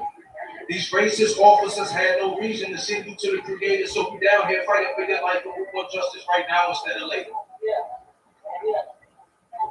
I mean, the essence of your presence and knowing that your spirit is a healing one really makes me feel some type of way to know that you were killed just for fun. I mean, why did they enter your home? Or because of suspicion of drugs? These officers need to be arrested and convicted for first-degree murder because in reality, they are the real thugs. Jonathan McAlee, Greg Hickinson, and Miles Cosgrove. The fact that they entered your home with a no-knock search warrant dressed in plain clothes allowed me to know that they had other intentions. Not to mention, District Attorney One asked for the charges against Kenneth to be dismissed because they never said the name or mentioned they had shot you. Therefore, I say this act is definitely vicious. Then to try to blatantly charge Mr. Walker with attempted murder because he popped the cop. But I guess it's okay for them to kill us, huh? Nah, see, that's where this shit needs to stop. Oh yeah, I know they can see the vision, and that's the reason we screaming no justice, no peace. See, we just want equality instead of seeking vengeance. Oh, Rick, then I can get to mention that the WNBA has placed your name on the back of every jersey in your remembrance.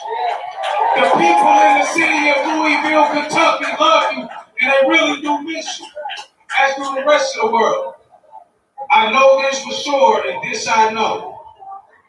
But please do me one favor, and then I'll let you go. Please give me a hug so that I can take you back to your mother's home.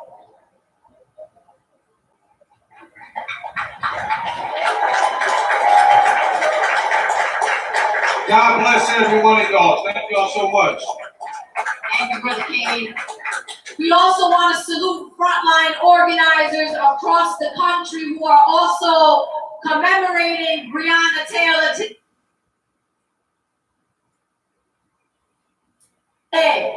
From New York to Oregon to Michigan to California to Austin, Houston, Dallas, Florida, Washington, D.C., Arizona, all over the country.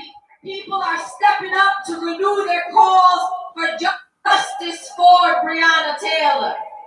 We have some frontline organizers here with us. Brother Marcus Coleman from Atlanta, Georgia, wants Miss Tamika Palmer to know that the family of Kendrick Johnson, whose case was just reopened this past week, stand in solidarity with you and they love you. And they sent Marcus out here to make sure you got that message personally. We also got a frontline organizer from St. Louis, Missouri, because we can't move on. Ferguson sparked a nation. Mike Brown helped spark a movement. So we need you to remember those that were on the front lines years ago because they're still on the streets today. So give it up to our dear brother, organizer, and strategist, Tory Russell.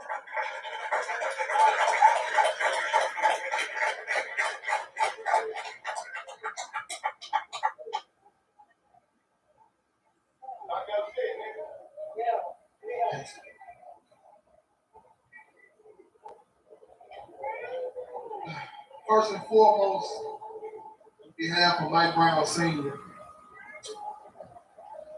Ferguson Frontline, I get it like Breeway. We say A1 from day one. We just want to give our condolences. We call it a commemoration on August 9th. For us, we don't like to gather around only the commemoration. But like we say, we just practicing for a freedom party in the future.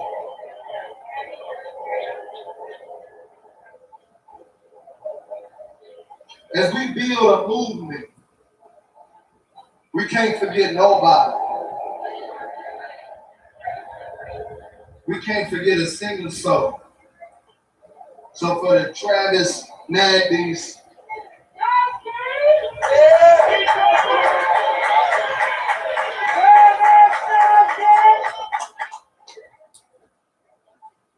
we have a Darren Seals in Ferguson, Missouri, who's no longer with us. See, in this fight, it ain't gonna always be cute. Right, that's right. For 6.5 years, we've been struggling in Ferguson. I mean, we family, right? I see y'all on Facebook like we was on Facebook. I see y'all on Twitter having these debates, and I get it. But one thing is for certain, I'm not gonna get out the streets because I disagree with you. That's right. That's right. That's right. I'm never gonna do that. These families need justice. That's right.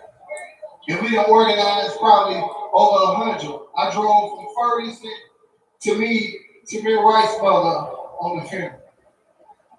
I've become an ambassador for Ferguson, meeting families in this way.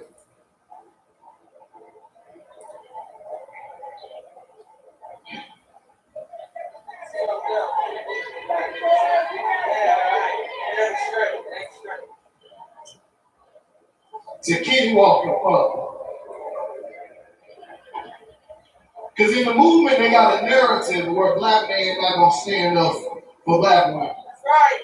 That's right. That ain't our narrative. You raised a hero.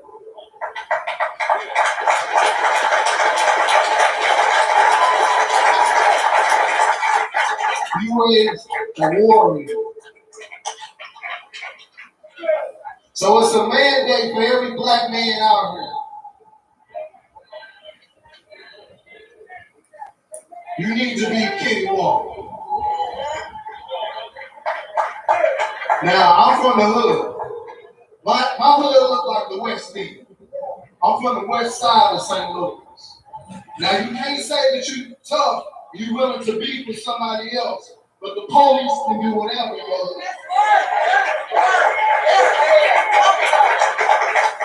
Now, if you can go shoot your brother, then when the police come and you know what type of time they on, where you gonna be? You don't have no fear of police. And I know you gonna criticize what it looked like. I'm sorry, Elvis, I love y'all. But this ain't your mama and daddy's civil rights movement.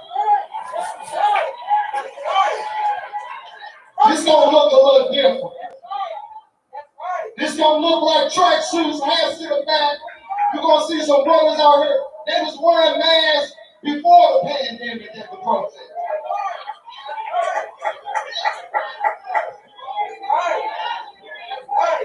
So for us, it ain't about what's legal.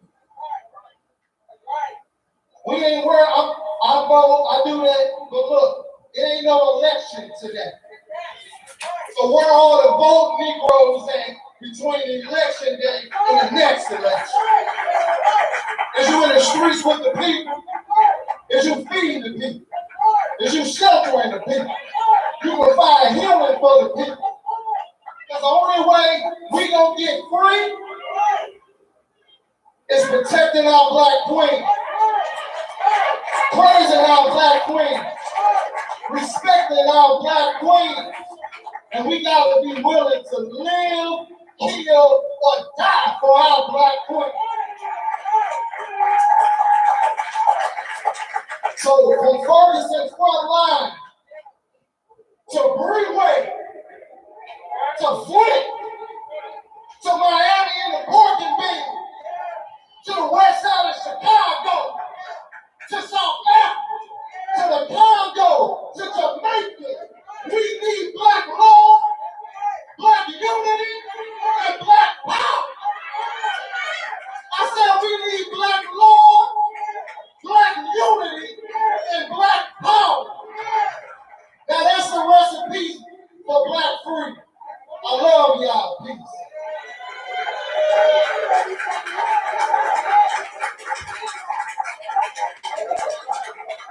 All right, y'all. I know y'all ready to get out here and make some noise. So before we do that, say her name. Say her name. Say her name. All right, I got one special guest. He's gonna take us out. What's understood don't need to be explained. So I'm just gonna keep it simple and sweet. Y'all give it up for Dr. Umar justice.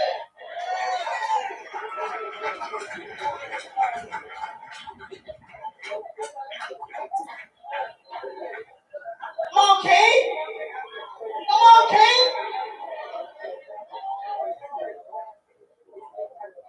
Black power, black power, black power. Queen Mother Fannie Lou Hamer once said that she was sick and tired of being sick and tired. And I'm here today to say that I'm also sick and tired of being sick and tired. I'm sick and tired of police killing black people knowing that they won't be held accountable for it.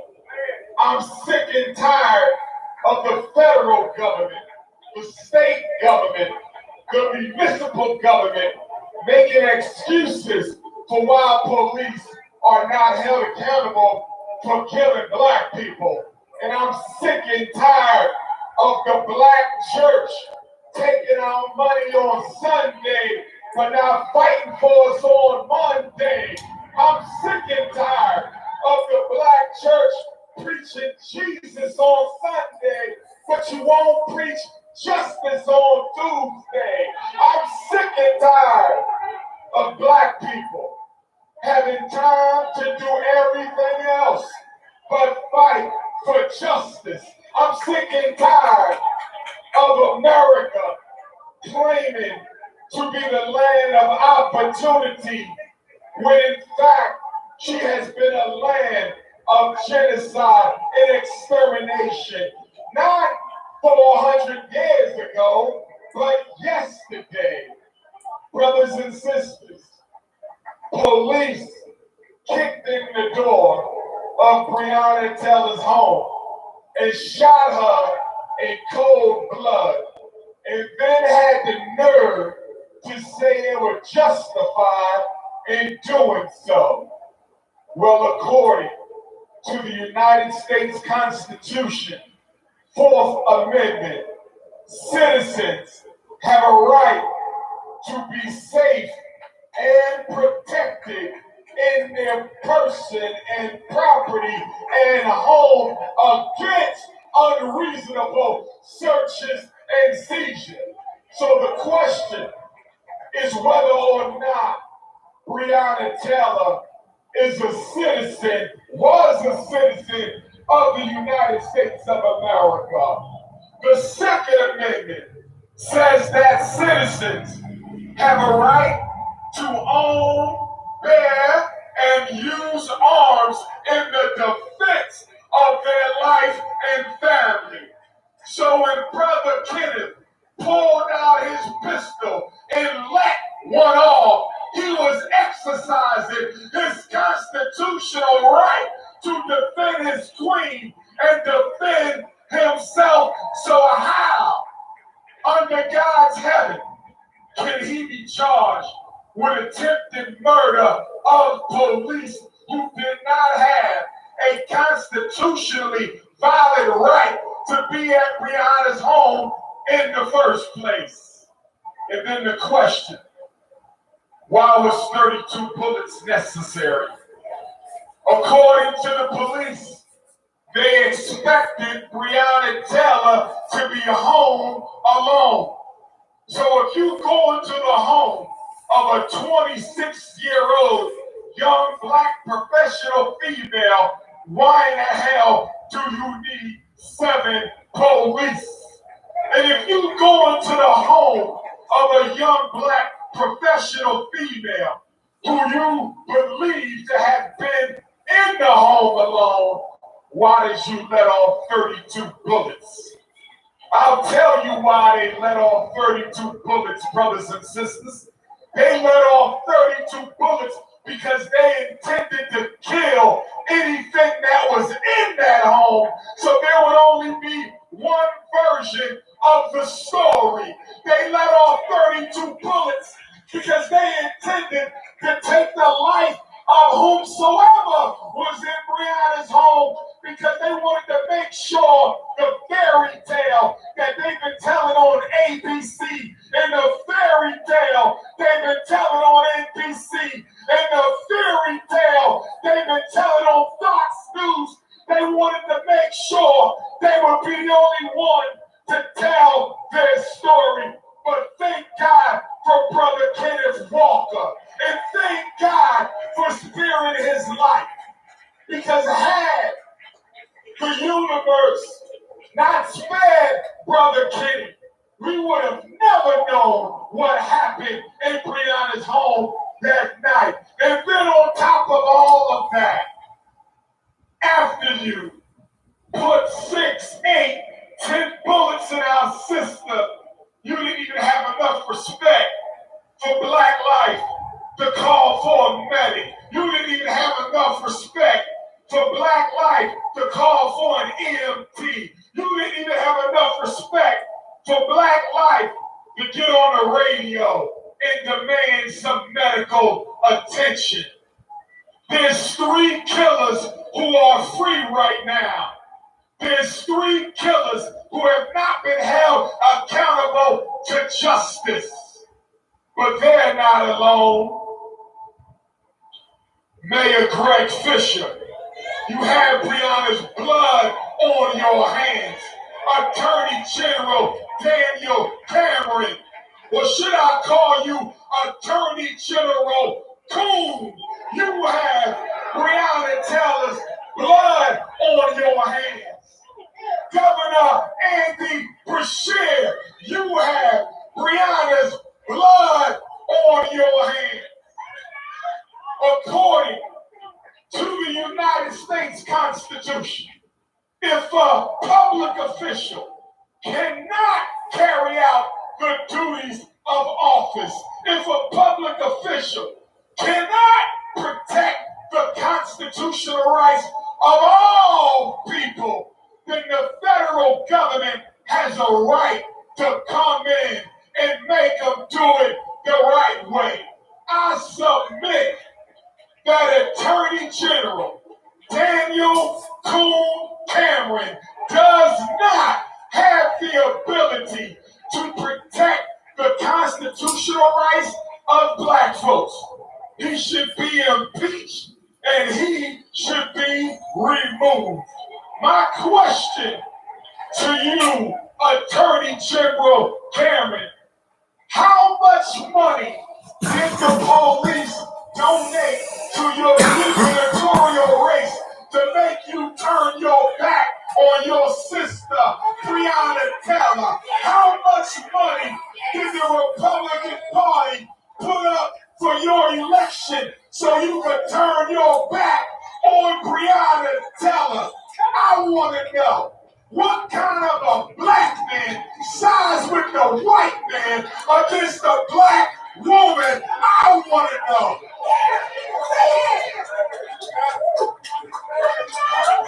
What kind of a Black man becomes the highest ranking law enforcement officer in the state, and when 3 racist white cops kill a Black woman, you ride out with the damn cops and don't ride out with the Black woman? I wish I could have a conversation with your mother and father so I can find out what the hell was they doing when they made your Black ass.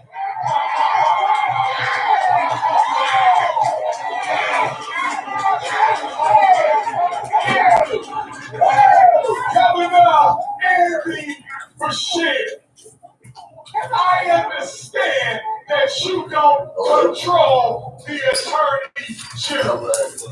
I understand that he was publicly elected and so were you.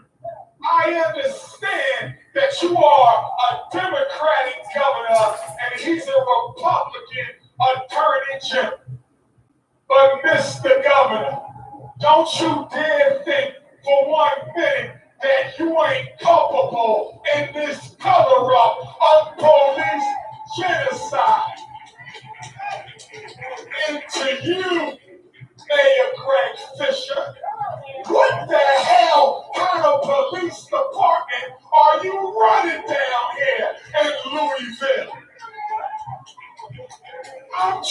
to figure out how you got elected 1 term, 2 terms, and now your ass in a 3rd term, and you ain't brought justice to black folks not a single day since your crack ass been in that office.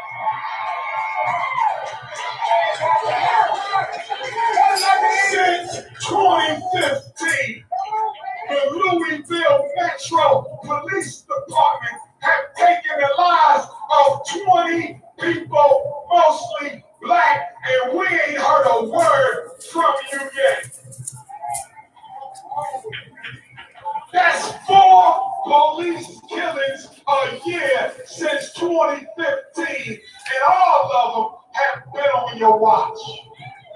I read a newspaper article where 2 Louisville police pled guilty to sexually harassing teenage underage girls. One of them harassed the sister in the back of a police car. Another one tied up a woman and fondled her breast at her place of business in full uniform. Did you know that all 3 of Brianna's assassins had a record of police misconduct? And did you know that one of them had more than 100 pages of allegations and records of police brutality and excessive force? So even if you thought a search warrant was necessary, them 3 damn devils wasn't the ones to carry it out. I want to wrap this up, but I want to say this to newly elected President Joe Biden. And I want to say this to newly elected Vice President Kamala Harris. For the last year, don't tell me to be nice. I'm unapologetically African. Don't ever tell Dr. Umar what to say out of his goddamn mouth. I'll say what I want to say, where I want to say it, and how it needs to be said. Like I said, President Biden and Vice President Harris, you've been in office for 60 days. And every time I wake up and turn on the news, I don't hear nothing about Breonna Taylor. I don't hear nothing about Ahmaud Arbery. I don't hear nothing about Sandra Bland. I don't hear nothing about all the black people who were murdered at the hands of police. Now, President Biden, you told Black America that if we stand with you, you will stand with us. Kamala Harris, you told black people that if we show up on election day, you will show up for us. Well, it's been 60 days and neither one of you have showed up in Louisville, Kentucky. President Biden, Kamala Harris, you are Democrats. The governor of Kentucky, a Democrat. The mayor of Louisville, a Democrat. And I'm going to say this here. I don't know who told the Democratic Party that they own the black vote. I don't know who told the Democratic Party that black America are your field Negroes. I don't know who told the Democratic Party that you can beg us for votes and not deliver when the time is right. That's why we need more than 2 parties. He's preaching it. Governor Bashir You will be a one-term governor if those three killers ain't locked up soon. President Biden, you will be a one-term president if Brianna's three killers ain't locked up soon. Kamala Harris, you want to be the first woman president in American history. All power to you. Good luck. But if those three men who killed Breonna Taylor ain't locked up soon, your ass will not be going to the Oval Office. Yes, we came here today to mourn. 2 minutes, I'll be done. I heard the black bourgeoisie is in full force out here today. So let me say something to you boot-licking ass uppity Negroes who don't like to fight for the people on the bottom. Not all pastors, but most of them. Not all politicians, but most of them. Not all scholars, but most of them. How dare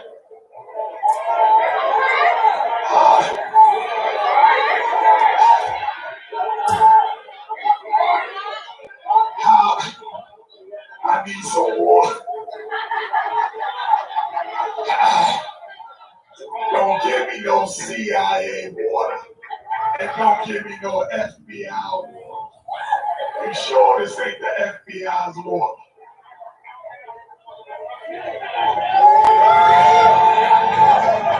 Black power.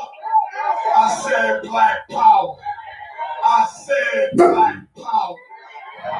Brothers and sisters, we came here today. Going on.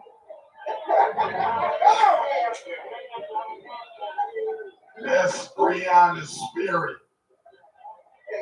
But I'm going to say this in my low voice.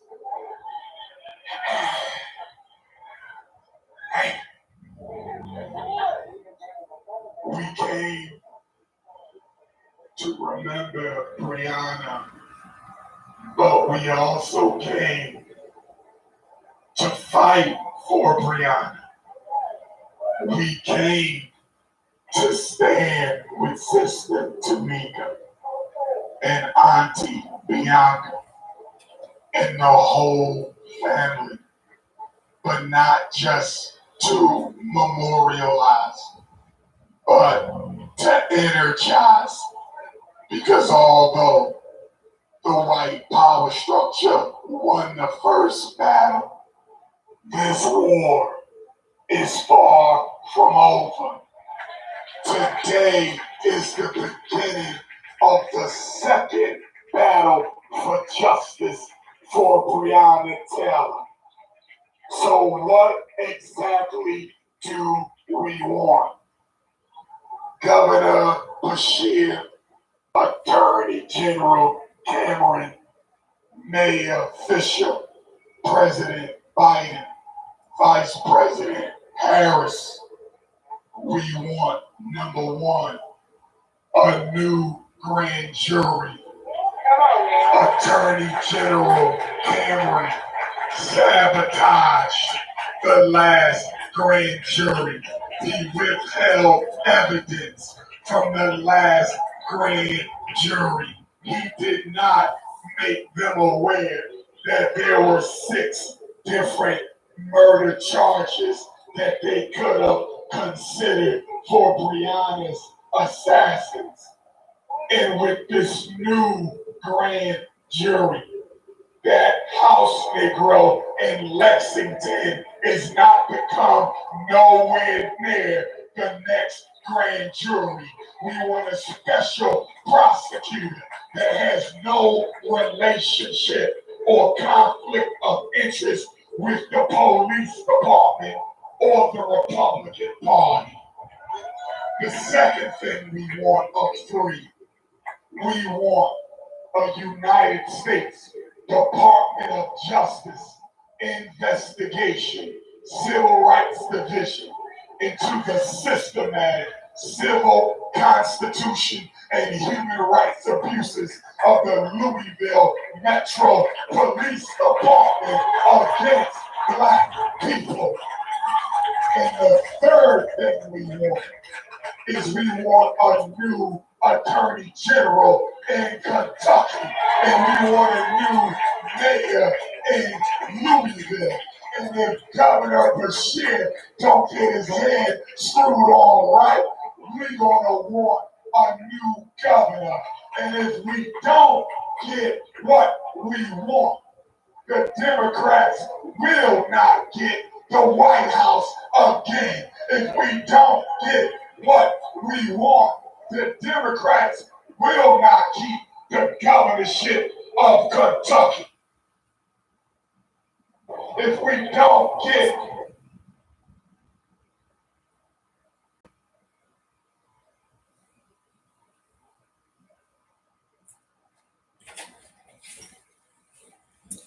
Hopefully this will come back on again soon.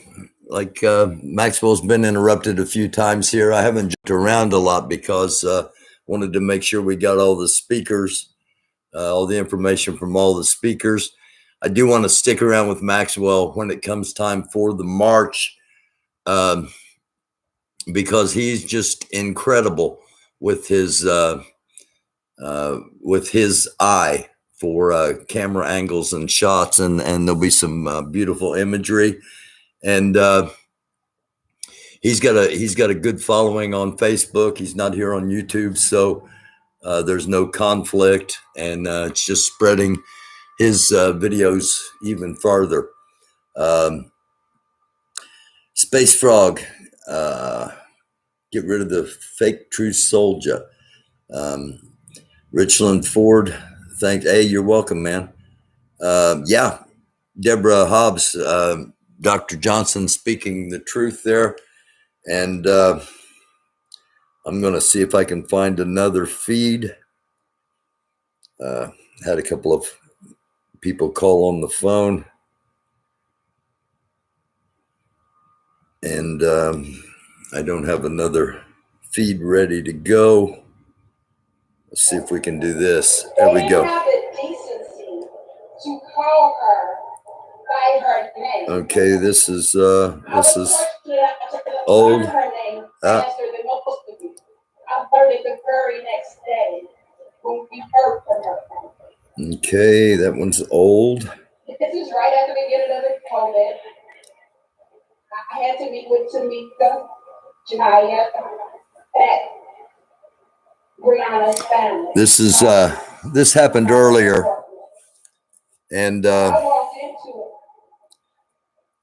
I'm going to get back on a current stream. Let me jump on Summer Dickerson's stream and see if jump on Summer Dickerson's stream. She's the there we go. She's the redhead we were seeing in Maxwell's stream, red to pink hair. Those who profess the faith of freedom and fabricate agitation are like men who want crops without blowing up the ground. They want the rain, but can't stand the thunder or the lightning. They want the ocean, but they're scared of the awful roar of the water. He said for 20 years, I prayed on my knees to God for freedom, but the good Lord gave Frederick no freedom until I got up off my knees and started praying with my feet. He said if there is no struggle, there is no progress. Those who will not fight for their own freedom have no right to be fought for by us. Louisville Kentucky, I love you. Say her name. Brianna Taylor. Say her name. Brianna Taylor. Say her name. Brianna Taylor. Say her name. Brianna Taylor.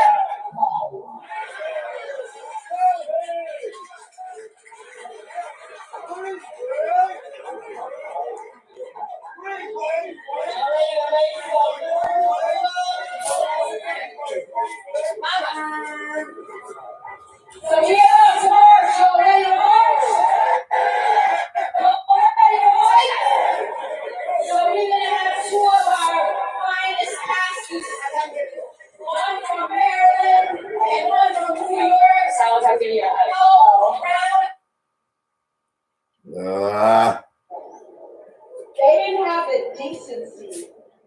call her by her name. I was fortunate enough to learn her name faster than most of you. I learned it the very next day. We're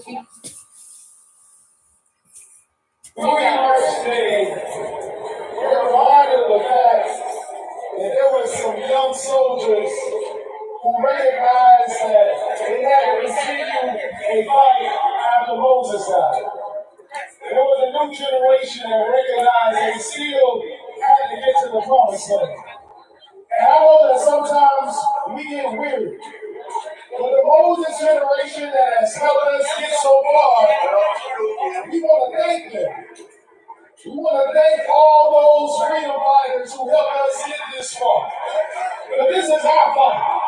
And we cannot allow our children to keep fighting this same fight. If you seen the movie about Fred Hampton, you heard him say, I am a revolutionary. And I want to know if there are any revolutionaries who are ready to fight today. Will you say, I am a revolutionary? I am a revolutionary. I am a revolutionary. Always support Mama T. Until he tear down these walls of injustice. And it took Joshua and the children of Israel 7 days to go around the wall of Jericho. And it got tough, and it got long, and they had to spend some time in jail. But only 7 days they came on. And so one day, we're about to make some good trouble in Louisville, Kentucky. And if you're ready to make some good trouble, let's get ready to march. I am a revolutionary. Let's get ready to run. Breonna Taylor. I take it. All right, y'all. It's a few instructions before we start this march. So I need y'all to listen up and pay attention. Do that.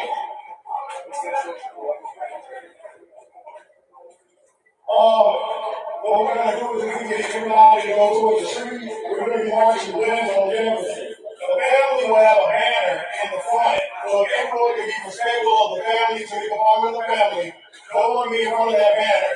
They're going to march in front, and everyone else can be behind them. We're going to ask that the Breonna family especially be up front, on the sides, and be chanting and leading this march with the family. Media, we're going to... I'm going to switch over to Riot Heart real quick. There he is. Twitch to watch the live stream, that would be better because Facebook's been trying to suppress us since the Capitol storms, threatening town clerk, publish the page every day. So we're trying to get people to switch over to a different platform, Twitch YouTube. So again, when I come back up here in about 5 minutes, please switch over to that. I really appreciate it. Everybody stay strong, stay safe. Okay, so we switch over to Riot Heart, and he's bopping off for a minute.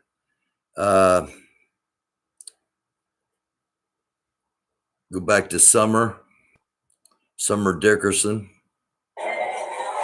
See what's going on. I'll find Maxwell here. Hopefully he pops back up, or Ford Fisher. Again, thanks for watching, everybody. Hey, Knuckles. Yeah, I'm kind of in the middle of some things at the moment. I'll check the email later on this evening.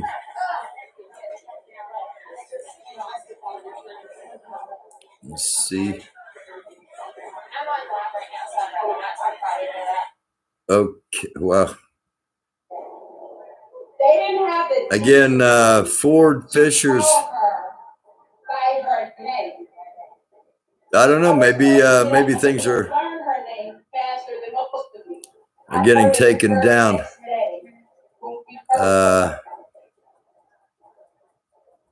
Let's go back and see what.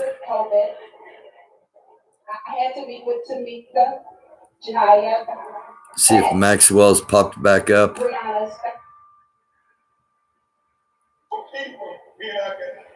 Nope. Okay.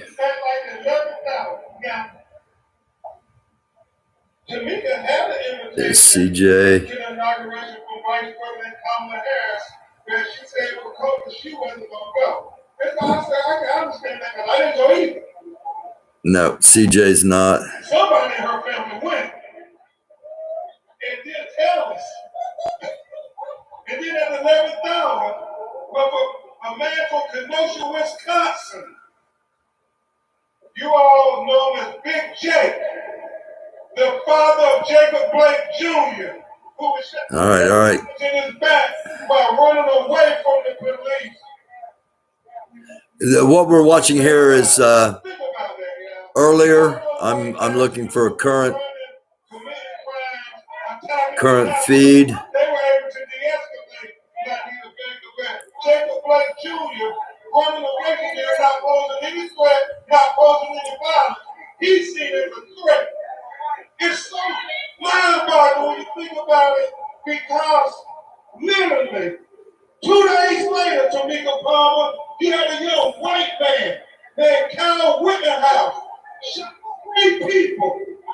Okay, Riot Heart's coming back up. We'll be able to get the start of the march. I'm going to be back here trying to get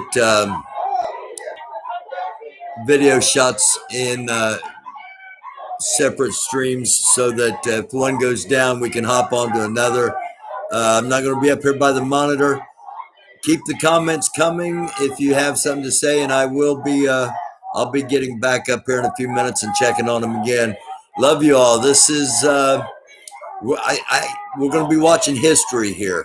I've had trepidation about this moment when the march starts and when the evening comes, and we're there. I'm going to hop over to Ford Fisher again and see. To call her by her name. I was fortunate enough to learn her name faster than most of you. I don't know. I keep getting notifications from Ford, but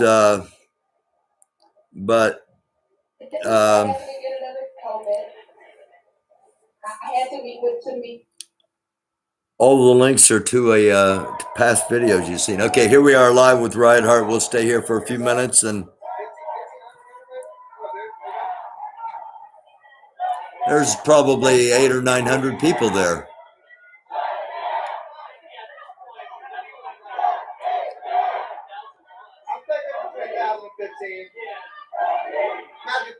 Yeah.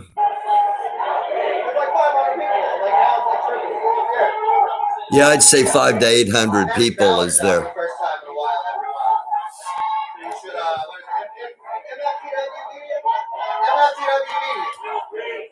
Okay, Matthew Ballard's out, so that gives us another potential stream. I don't like to use Matthew, but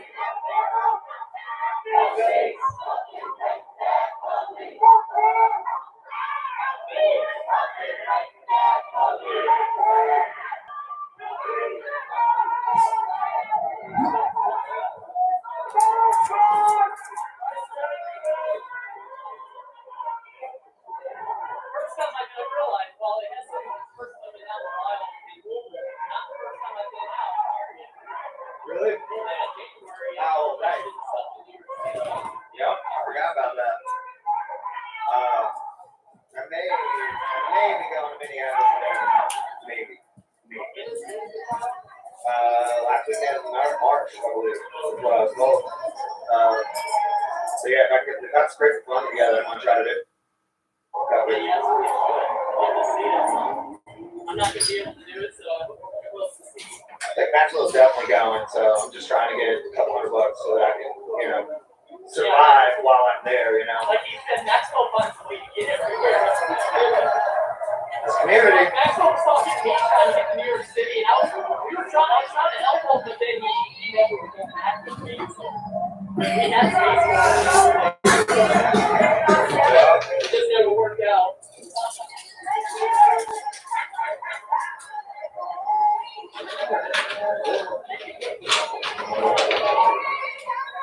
There you go. He said he was. Speaking of going live for the first time in a while. Look at that. Oh, yeah. Jason Downey's live too. First time in months and months and months and months. oh my gosh. Yeah. Everybody's going to be outside. Today's too big of a day for Jason to not break his camera out, so he is out here. I mean, there's all kinds of people out Tara, Maxwell, Antonio, teammate Taylor. There's like maybe six, 8 502 live streamers who are out today. What's up, everybody? How you doing?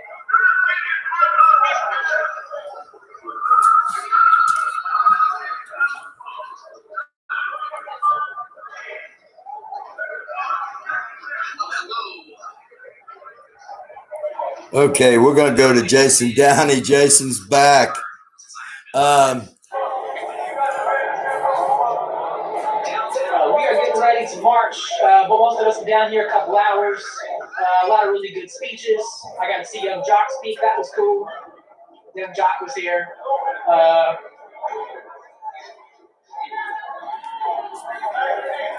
For those that don't know, Jason was arrested. We did an episode about him, and Jason and I have become acquaintances through all of this since last May. And he was one of my favorite live streamers. And Jason put his camera down and picked up weapons and began protecting the crowd instead of reporting on it. And he's back out here today reporting. So we want to, I want to get his view, and we'll be going back and forth again. We're going to be here for a while. So if you want to grab a sandwich and a drink, now's the time to do it, because once the march starts, things will be going into the night. And of course, when it gets dark, it gets dangerous. And we're going to keep it here. Hopefully everybody is safe and we have an absolutely peaceful, powerful event. And we will see. Only time will tell. Back to Jason.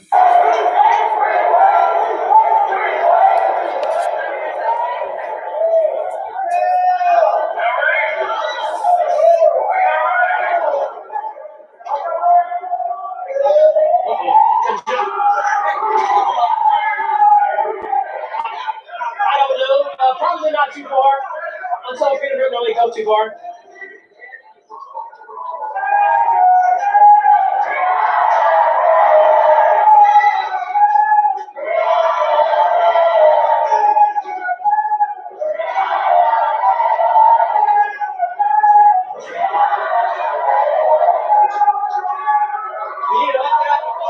I know Boston got the fucking gimbal.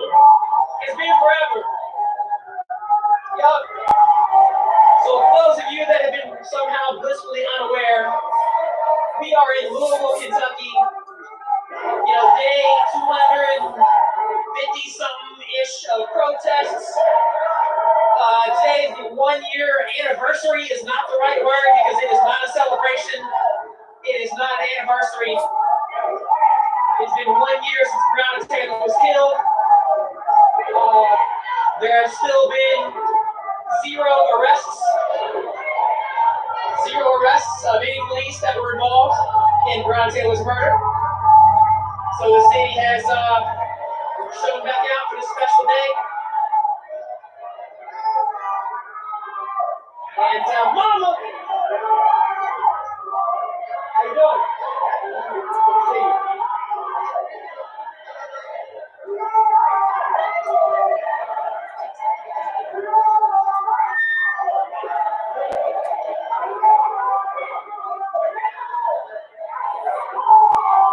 So it's a pretty good turnout. It's really great to see. So looking forward.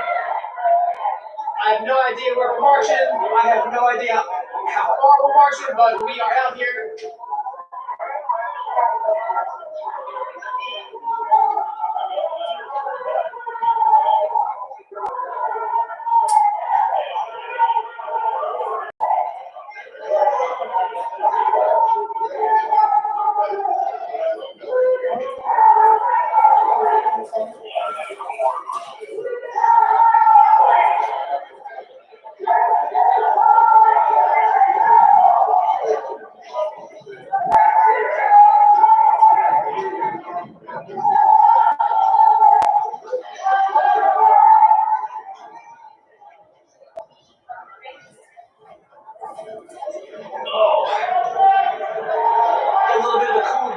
but it's otherwise a very nice day.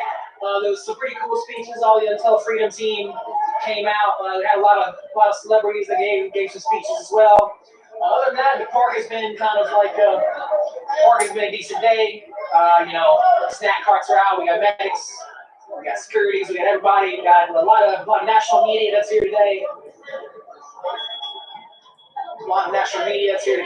So hopefully we can once again bring the publicity up for the fact that there has been no justice for Breonna Taylor's family.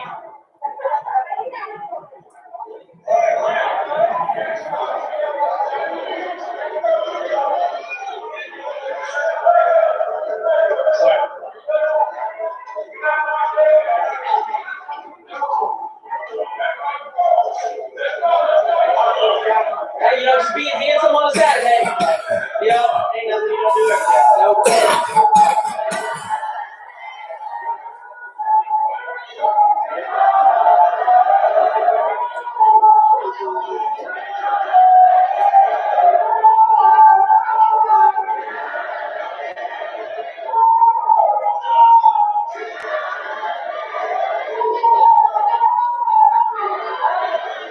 So it'll be very interesting to see how this march goes. We have had a huge amount of trouble with the police the last couple weeks, and we started to come out and be active again. A lot of people arrested for walking down the street. A lot of people arrested for doing caravans. I myself got arrested, last weekend. So we're gonna see how the police react to a march of this size instead of just the lesser amounts that we've kind of had in the last couple weeks. And this is by far the most people we've had down here in a while.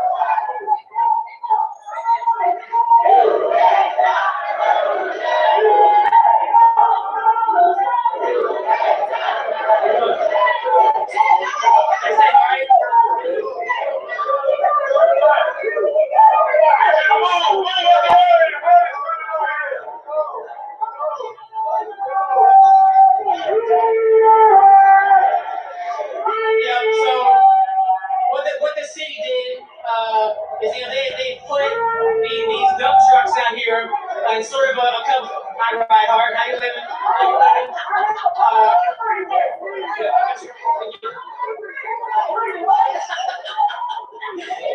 Have a video down here. So they put these. How you doing? They put these dump trucks out here. I guess they say it's for our protection, quote unquote. Really, they just don't want. They're trying to stop people from congregating downtown. Obviously, that didn't happen.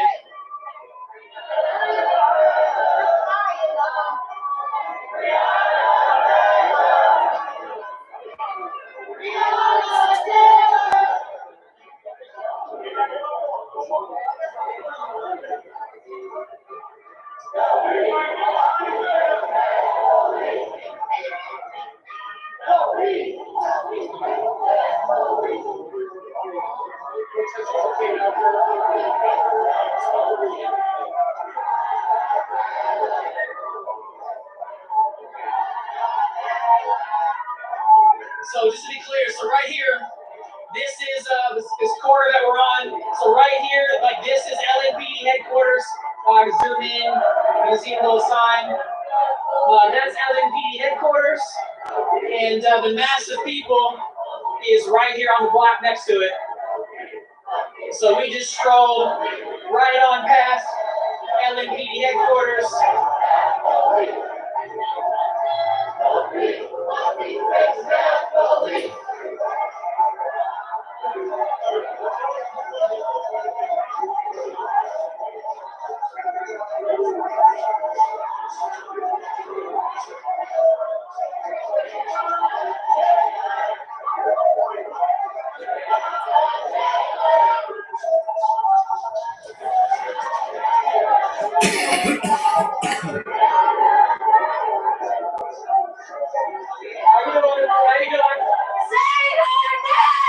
Breonna Taylor.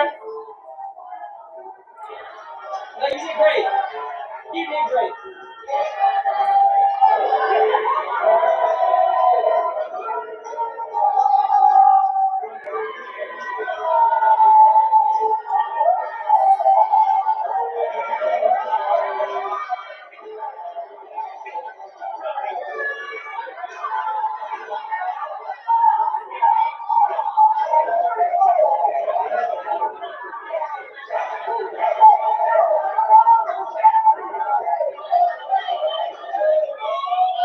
Yeah, it's really nice to see Louisville turn up this big.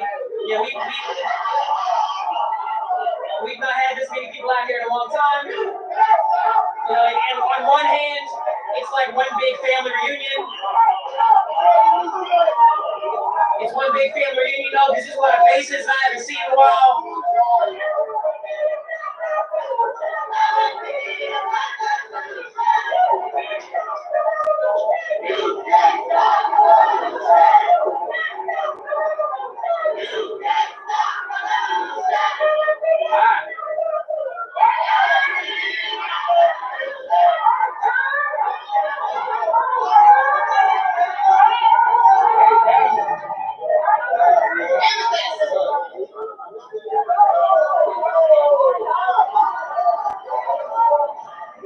How you doing?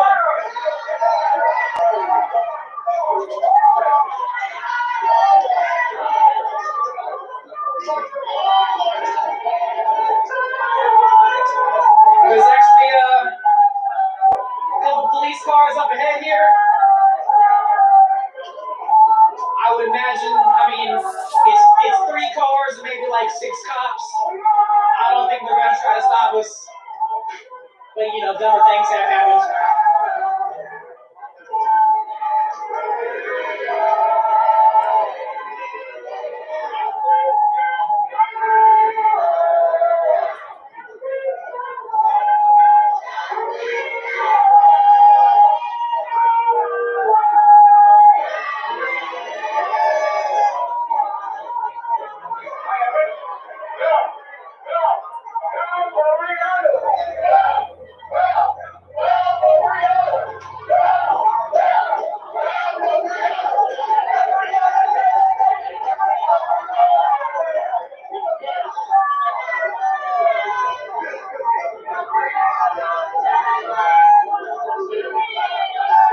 How you doing?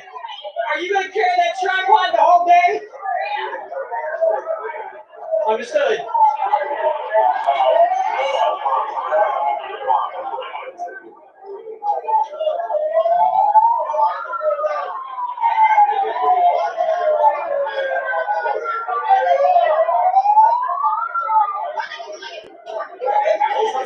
How you living?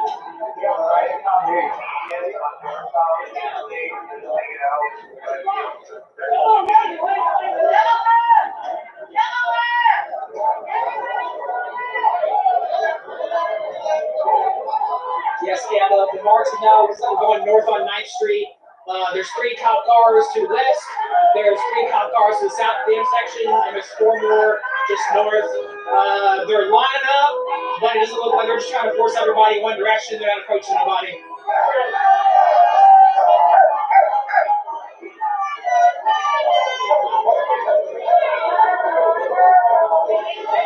2 police long rifles spotted.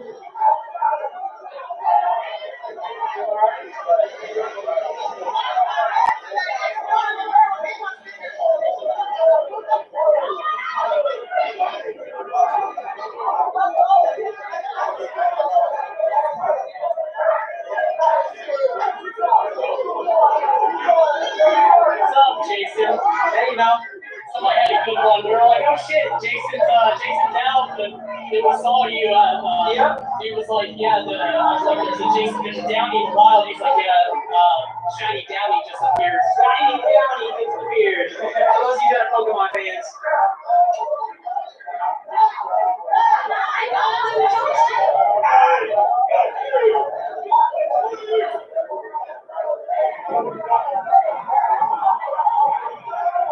Yep. So you see we got one lovely officer here.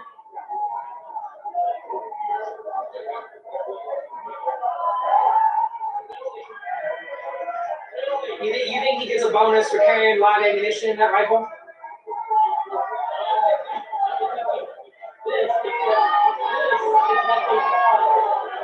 Yeah, it says good old fashioned community support right there.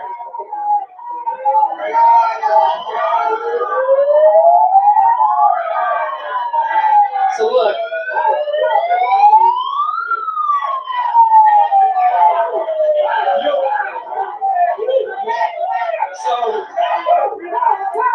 So to be clear,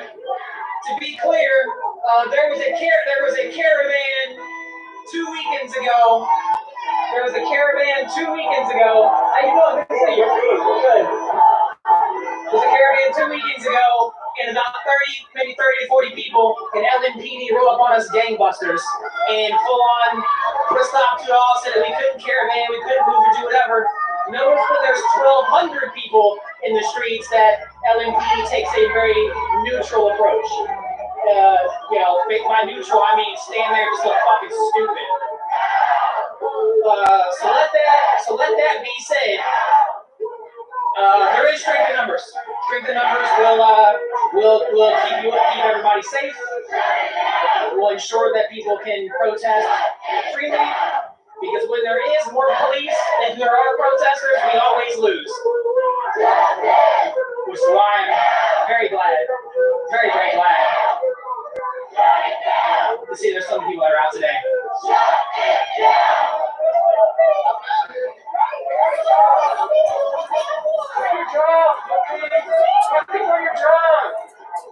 Yeah, definitely. Anytime there's national media. Oh, and for real, fuck your haircut. Yes. Yes.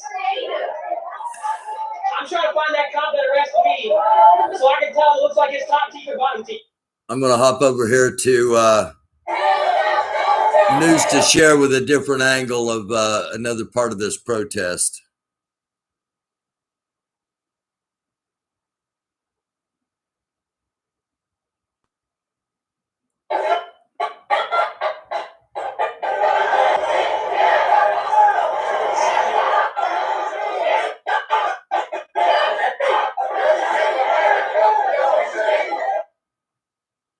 Well, of course, I would hop over there and it would end. We'll go back to Jason.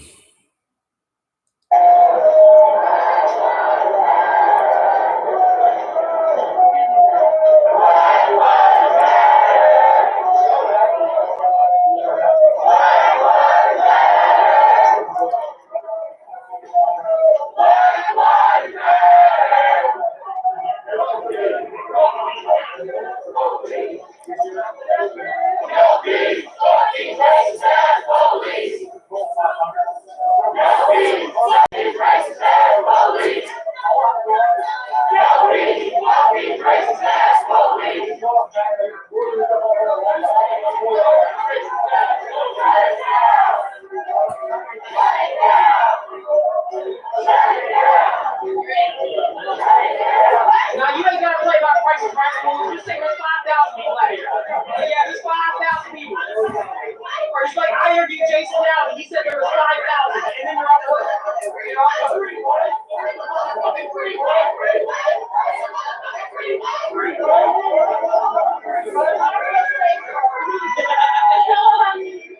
I'm always looking out. I got you.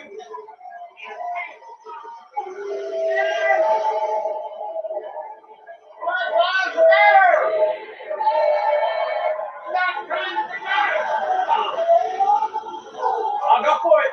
Get it. Move.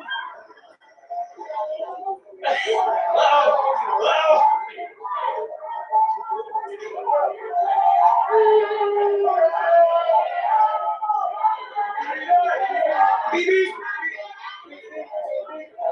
I'm about to walk behind the pack you make, though. Right? Hey, figure we're gonna have day one energy. I'm gonna take it back to day one.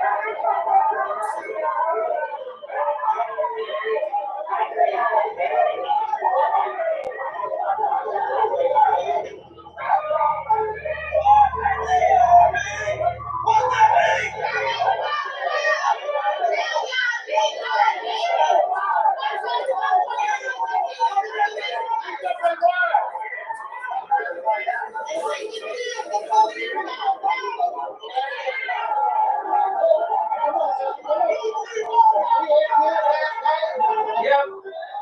Police are obviously insanely passive today, as there is so many of us, which is awesome to see.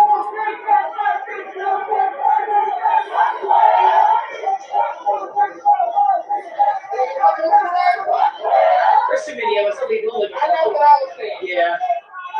Yeah. If there's like 50 of us, we'd be stopped.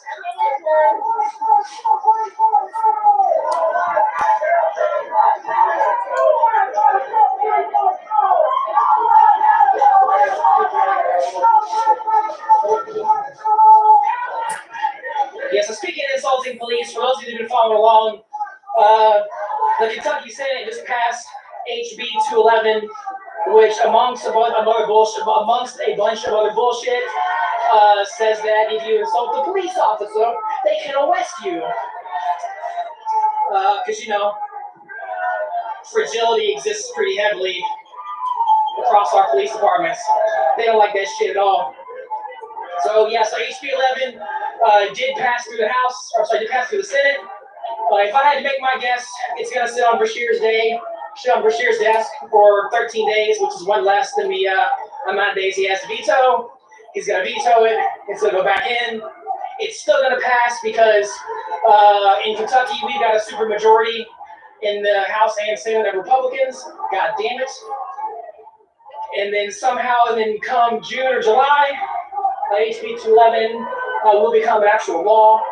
Kentucky typically does like big law revamps in June, July. So that will happen then. And then at that point, cussing out a police officer could potentially land you in jail. And best believe I'm going to try. Your name will become a crime. Yeah. Jason motherfucking Downey will be a crime if I say it at a police officer.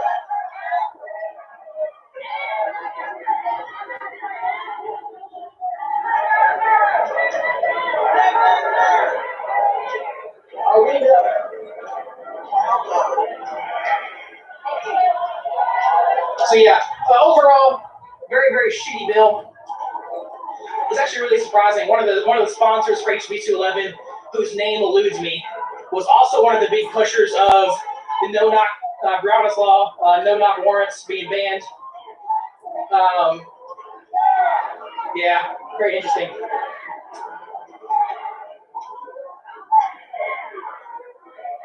Yeah, so I'm kind of like oddly in the middle here. There's a batch in front of me, and maybe 100 people. Oh, what's up, kid? How you doing? You hanging out? You doing okay? Good to see you. So there's definitely a group in front of me here, and then also a larger group that's behind me.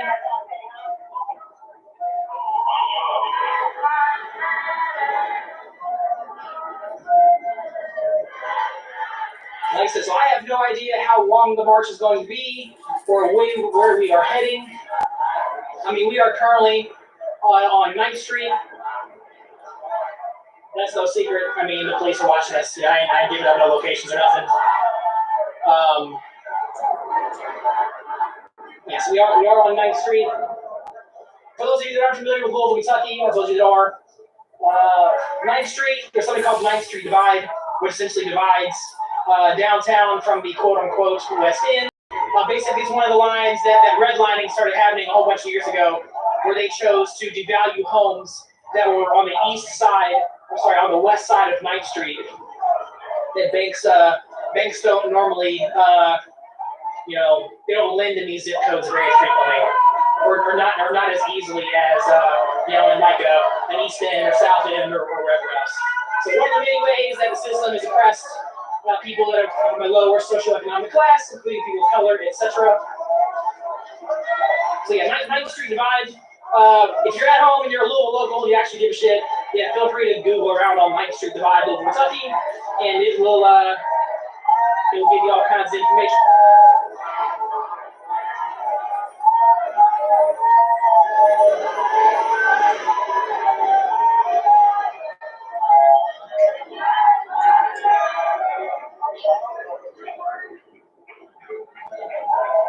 Yeah, we want to take one step back. For those that are unfamiliar with redlining, redlining is a predatory practice by banks that is meant to squash the wealth of a lower socioeconomic class. The number one way that most American families build wealth is through the value of their homes. But if you live within these redlined neighborhoods, they just they don't. I mean, the value of everybody's home goes up with time, unless you were within a redlined neighborhood, traditionally, right? So the idea is that the homes go up in value so that the lower socioeconomic classes don't get wealth. Redlining, it sucks. It's not just a local thing, it's an all over the country thing. It's much bullshit. But yeah, that's it for the education hour. Actually, it's probably not. I'll probably get bored in a minute. We'll talk about some more. But yeah, 1 year since Breonna Taylor was killed. It is not an anniversary. We are not celebrating. It's one trip around the sun. One trip around the sun since Breonna Taylor was killed, and there have been no charges brought against any of the 3 officers that were involved in Breonna Taylor's murder.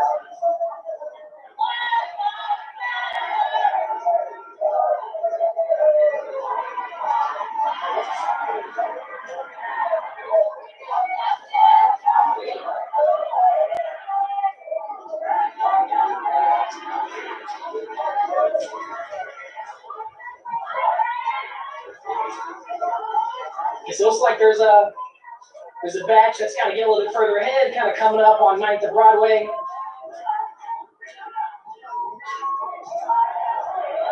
It looks like the second half of the march is possible for everybody up front.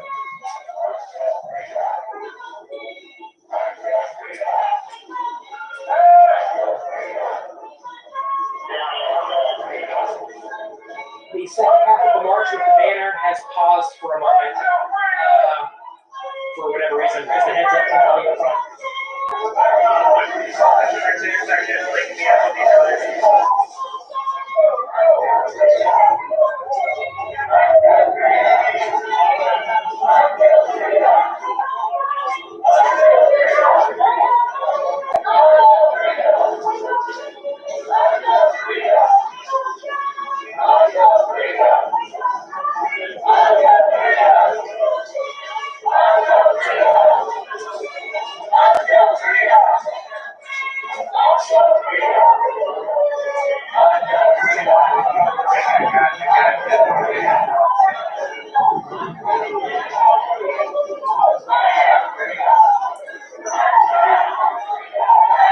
So yeah, no, this is great.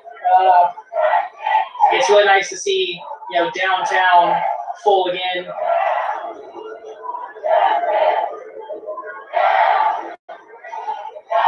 So we don't get to shut it down. No justice, no peace. We got a chance that we've been hearing for the last year or so. No, sorry. No, I have an iPhone.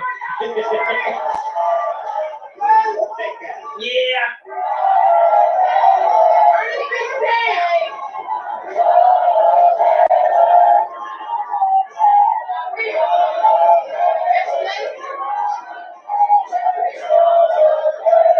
That's me, Jason.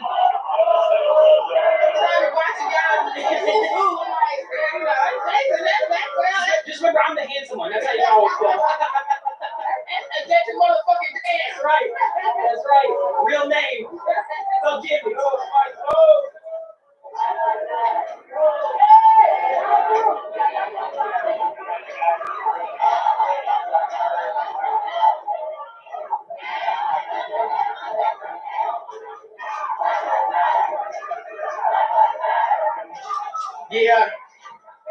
Yeah, I did get arrested. I tried to make the most classic mugshot that I could.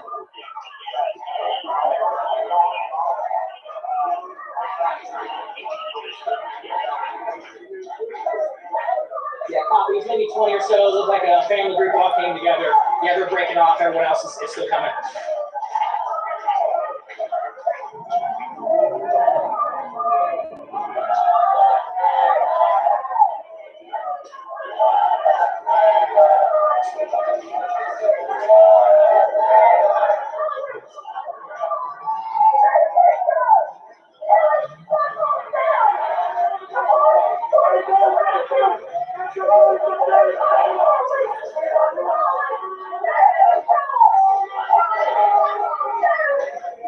All right, so looks like the second half here is now caught up to the front group.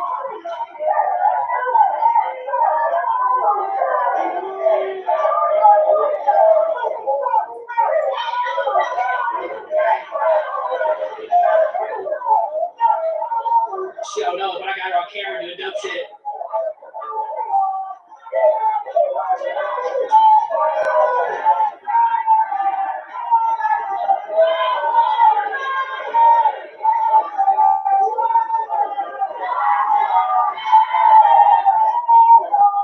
But yeah, no, it does feel good to be out kind of live streaming again. You know, this is kind of where we started, right?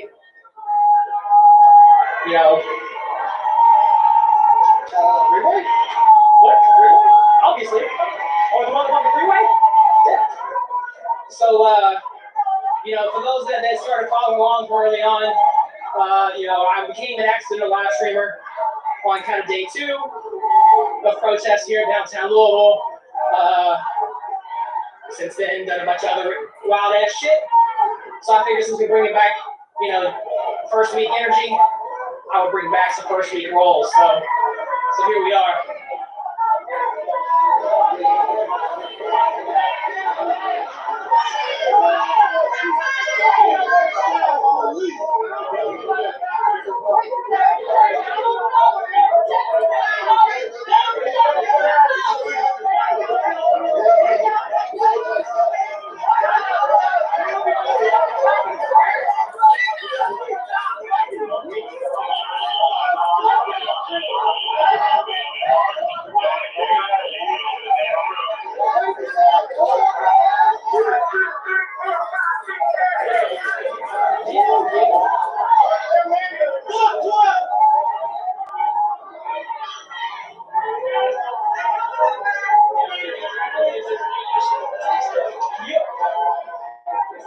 Yeah, you know, so slightly, you know, people saw me hanging out, jaw jacking with the cops, as they deserve.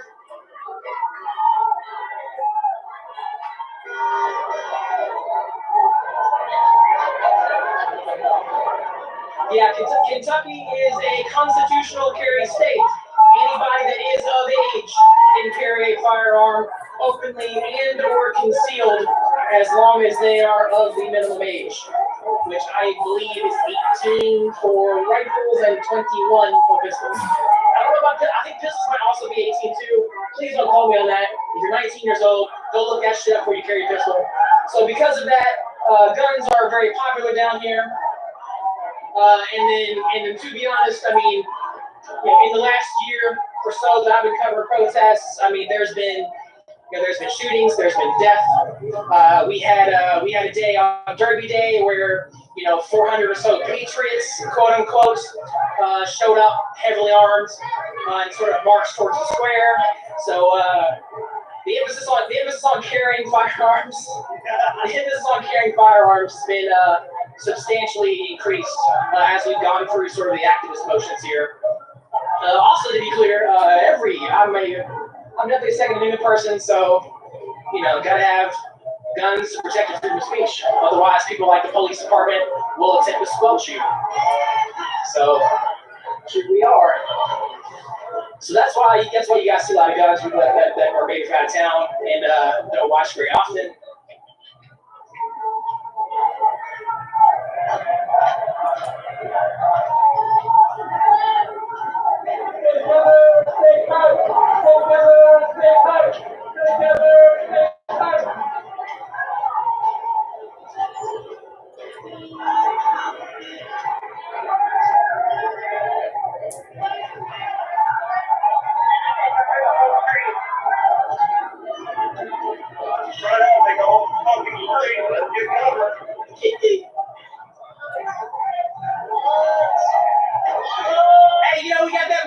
energy, so fuck it, we out here.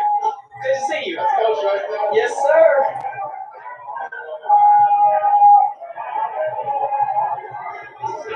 So it looks like somehow again we kind of got two groups again. Yeah, we got a lively bunch behind us here, and also a lively bunch in front of me. You can't punch me. I'm sensitive.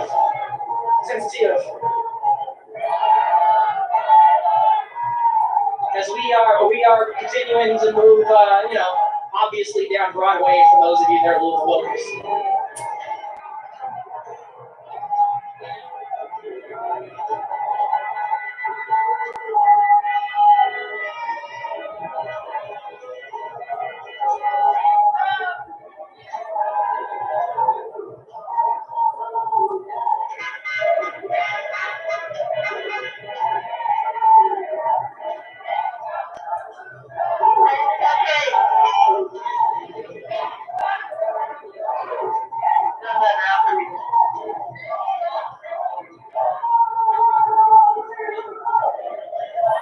I'm trying to catch up to the front group here, everybody. As we have pretty much taken over both sides of Broadway. Fuck it.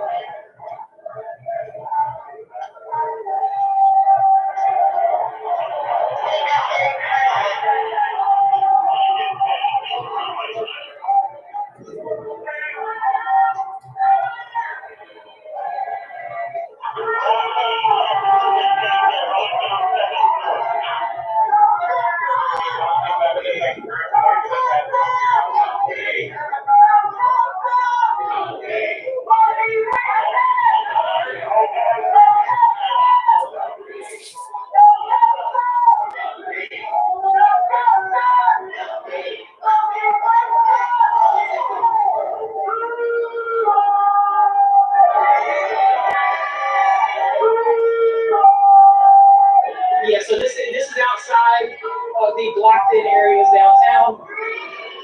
They only had about 4 blocks blocked off from downtown, and we went through the barriers, aka big ass dump trucks. And then we walked down to Broadway. Oh shit!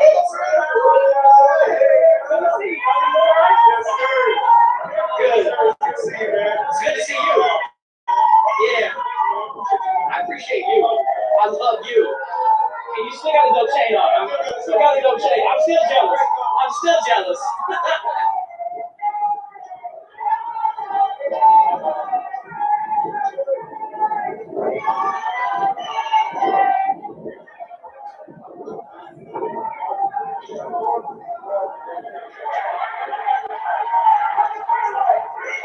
Hit the motherfucking freeway.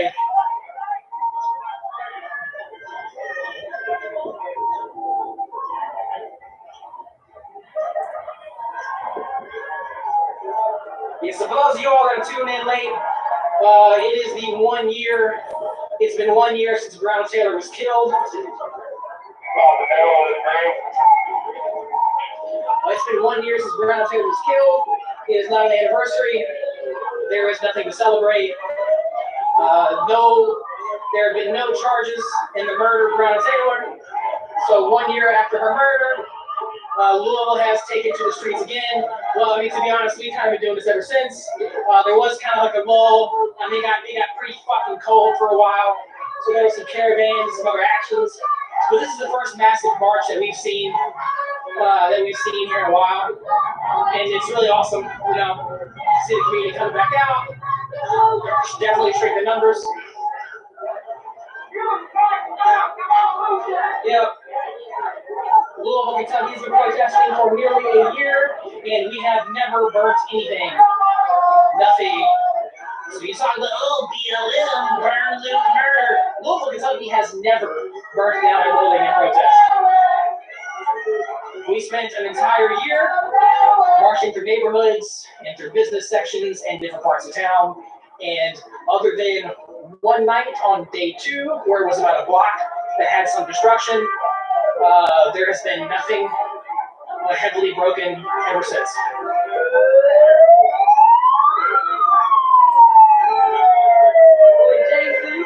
Yeah, Milky Mass in the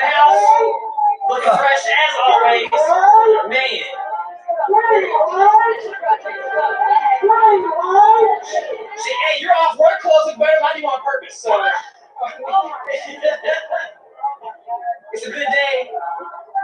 It's a beautiful day to arrest the cops that killed Breonna Taylor. Beautiful fucking day. It's a beautiful day to arrest the cops that killed Breonna Taylor. Facts. We're waiting. I can't ever tell whether you're taking photos or pictures. I mean, I figured it out when you hear the clicks. But it's too late at that point.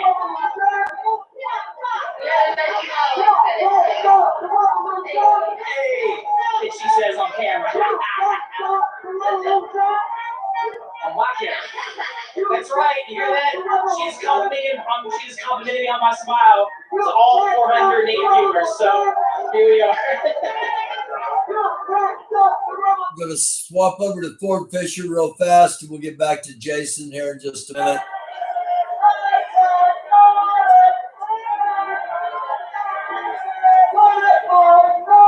Once again, Ford Fisher News to share. Source of the stream.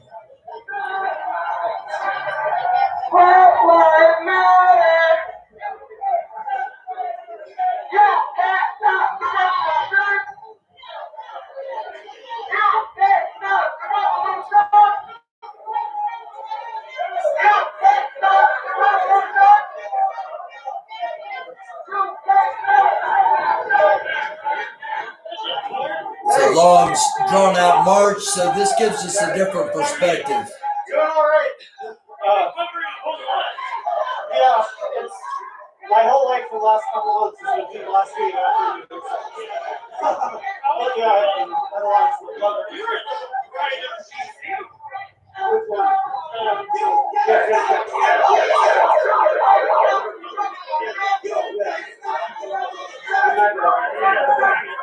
Which one?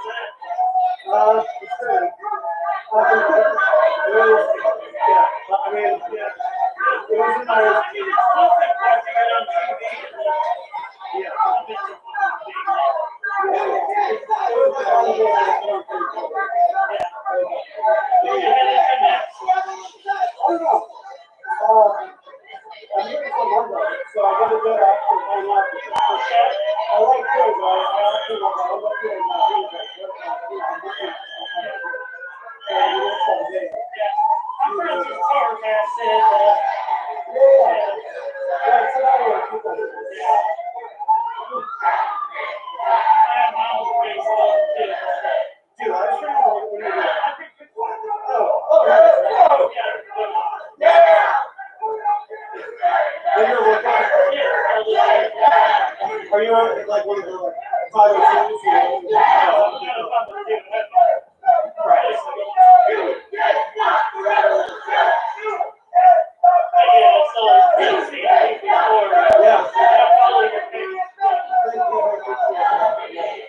I know my concert's fun.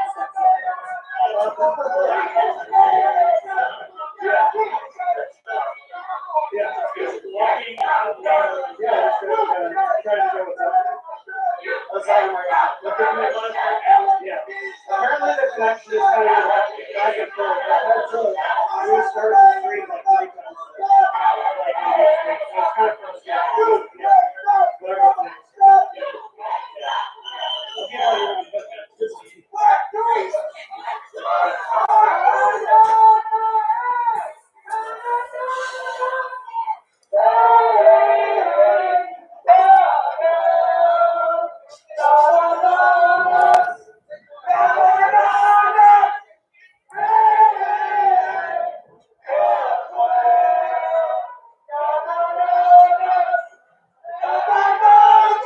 Thanks everybody that's watching and been hanging in there, hanging out with me, watching today. We're going back and forth between streams. We've got about 3 hours worth of content here for those that have had to work today. You'll be able to go back and watch what happened earlier, some powerful speeches before the march. The march is strung out, and Maxwell Mitchell's at the front of it. However, for some reason, I can't get his feed up.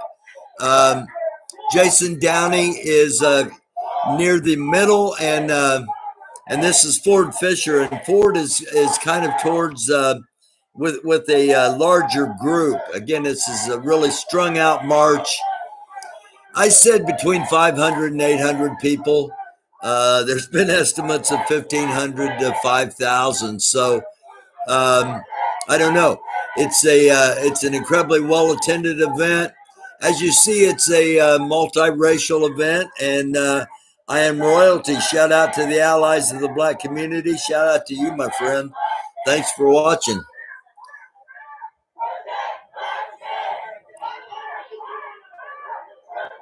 It's the American Doofus channel. It is the 1 year memorial. 1 year ago today, Breonna Taylor was killed in Louisville, Kentucky, and all eyes on Brianna, all eyes on Louisville today. And we're just doing our part to share it as much as possible. So the whole truth gets out there.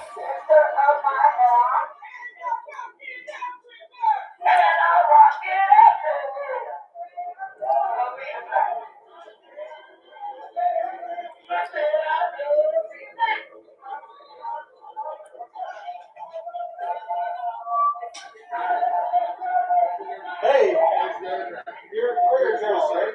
Yep. Yeah, doing well. I needed the jacket in the I needed the jacket in the morning, but now I'm feeling like I'm going. Oh, that makes sense. Are you anticipating action tonight? I've heard mixed responses when I ask people. Well, I'm not sure. It's hard to predict, so people don't know.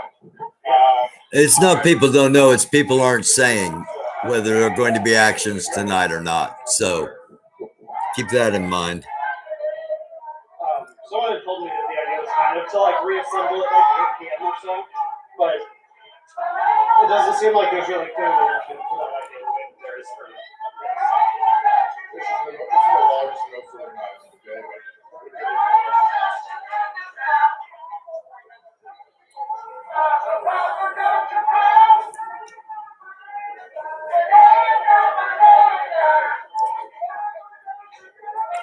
Power in numbers and power in peaceful disturbance.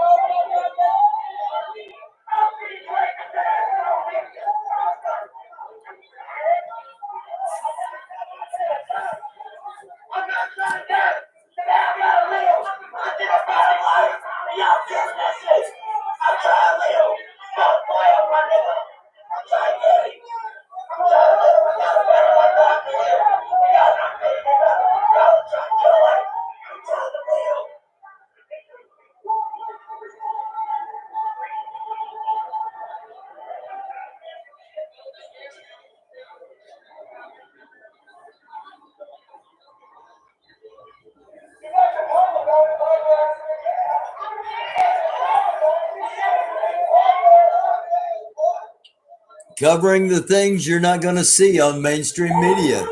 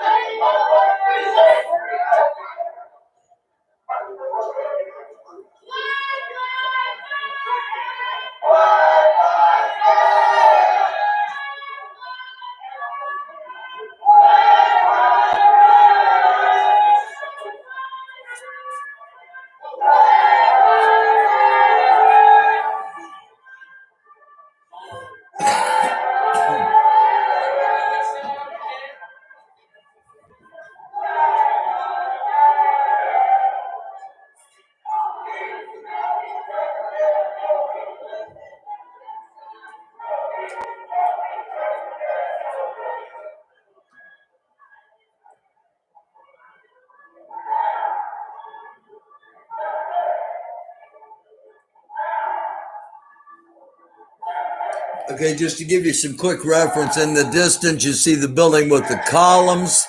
That's where Grandmaster Jay was speaking. Okay, it looks like Ford's dropped off again. We'll hop over to Jason Downey. Jason talks a lot, so I don't talk while he's on. Folks at home, right? So even if you haven't been out, would you been able to give money to like Louisville Street Medics or or the many organizers that grab water and snacks and thank you for doing your part at home. Just because a couple hundred people don't watch you when you're doing something like a live stream does not mean it's not important.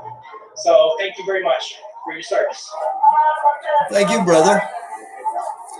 And hey, our Cash App is $ American Doofus, all one word. If I can get 3,000 people to drop $10 in, I'm funded for two years. So we're all doing our part. Again, up here in the red right there, you see crossing the barrier, that's Summer Dickerson, one of the 502 live streamers. That's a group of Louisville live streamers that we tend to focus on when showing what's happening in Louisville. Summer Dickerson, Tara Bassett, Jason Downey, of course, who we're watching now, Maxwell Mitchell, Riot Heart, the 502 live streamers, and Antonio Teammate Taylor. Riot Heart right up here in the red hat, just jumping down. I just mentioned him, and we've clipped on him a couple of times today. That's an attorney right there. David pulls Jason aside. No, it's like thin. It looks like a little fish. I was looking for letting the No, I think he's like more my size. Is it? I mean, admittedly, I went down here for that, but I thought he was like smaller. Yeah.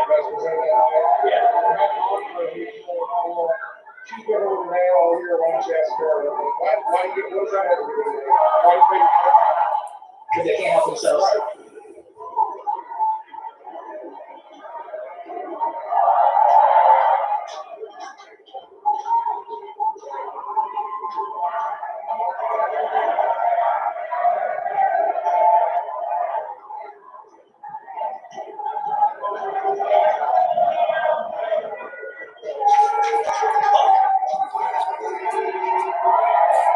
Now, it's traditional at the end of marches, they would have a meal for everybody that was part of the march. We'll see what happens here.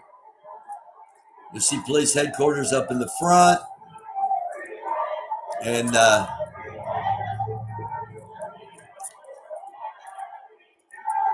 turn right here we're going to take a little shortcut over to the park.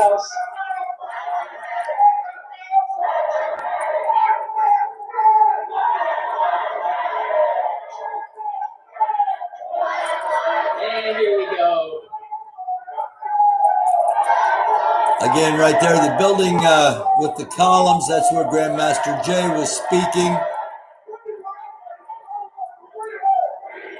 Second set of columns down there.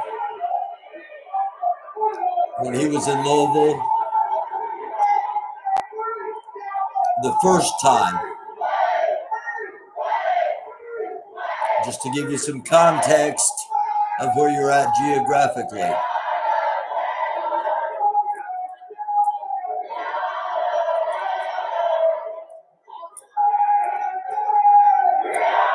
And if you just happen to be joining us, thanks for watching. We're covering Louisville, Kentucky, and the 1 year memorial of the 1 year ago today, Breonna Taylor was killed in her home by Louisville police officers.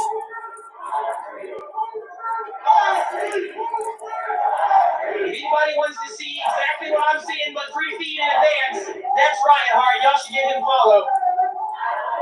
So if you want to see what I'm showing you 3 seconds prior, that's Riot Heart. Go shoot him a follow. Yeah, me in the flesh. Right the fuck now. We've been out here this first week, we're going hard, but we ain't tired. We took a little break, got a little cold, I don't know why. Now we're back at it. Feels good. Yep.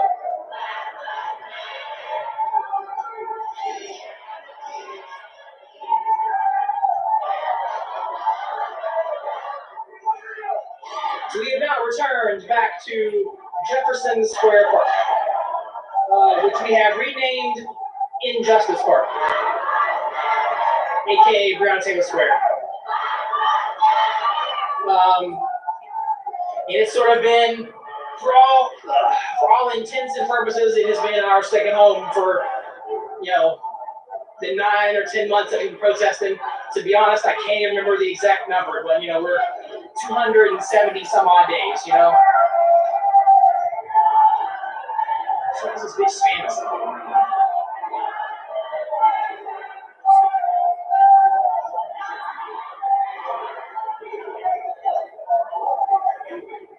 If you got somebody in your apartment building that looks like Ryan Hart, tell him that he's ugly for me.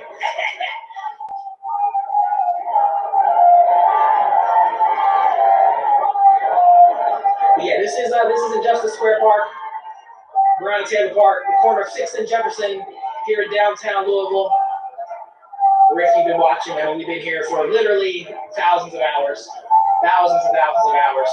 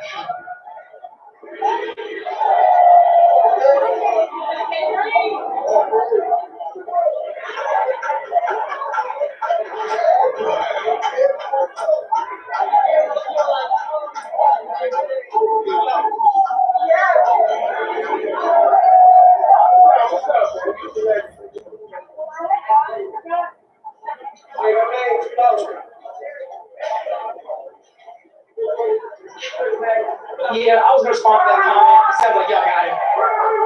Fuck the police. An unjust warrant.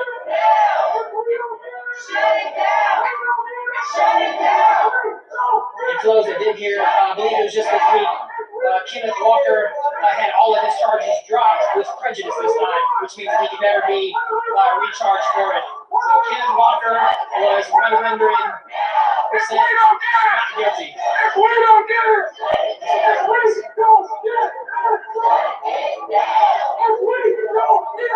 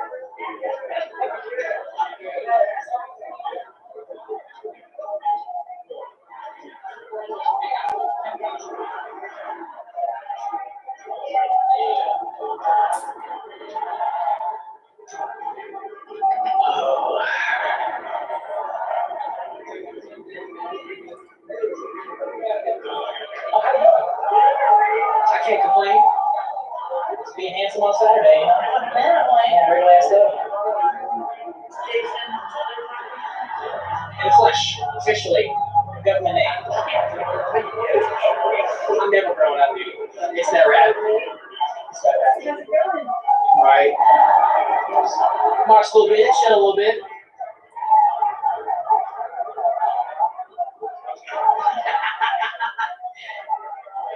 You want to be in the lobby? You want me? I'm fucking with you. I'm fucking with you.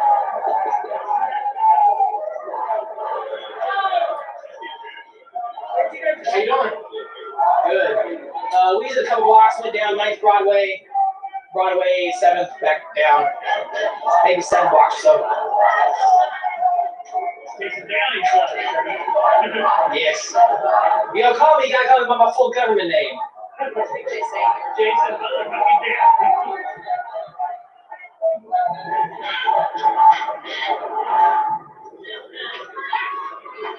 Alright, let's see, where we at? I'll catch up with you in a minute.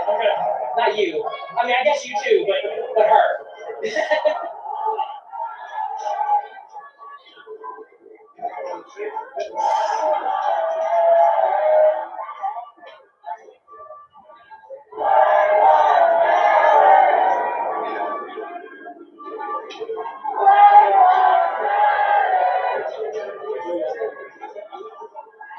Hey, look. Hey, Clay. Yeah.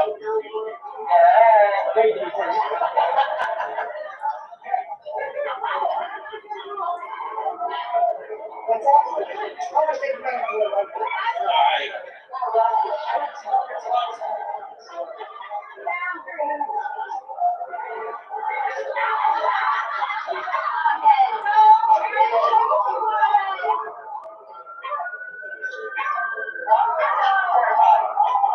Yep.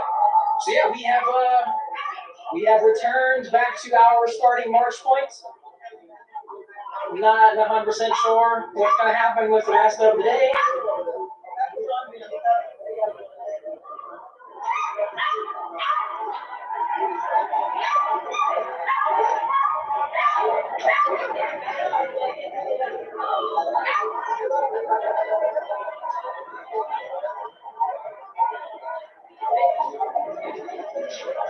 Yes, ma'am. How you living?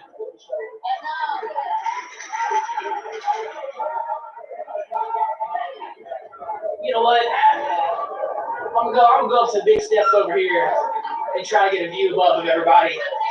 I feel like we're missing one of those.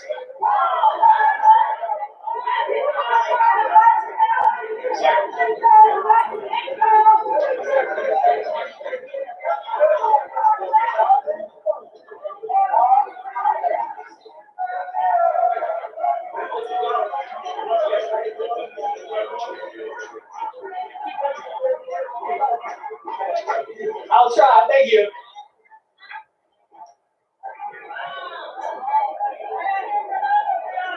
All right. Let me hop up these steps. For those that don't know, this is the Jefferson County Old School Courthouse. It is now Metro Hall.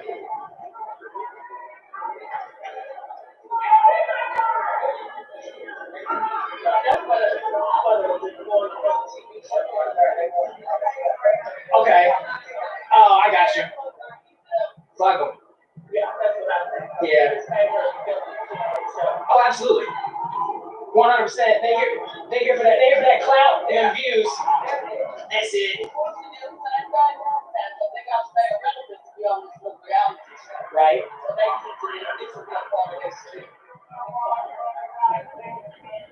Yeah. So here's a nice pan. Yep. So here's a nice little pan of everybody that's here. I mean, the park is super full.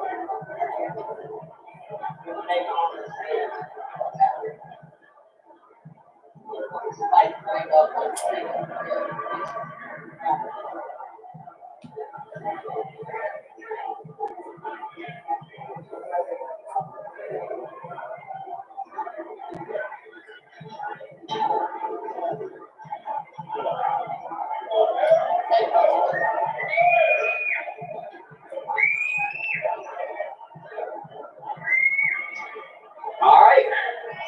Well, I think that might conclude the live stream for right now.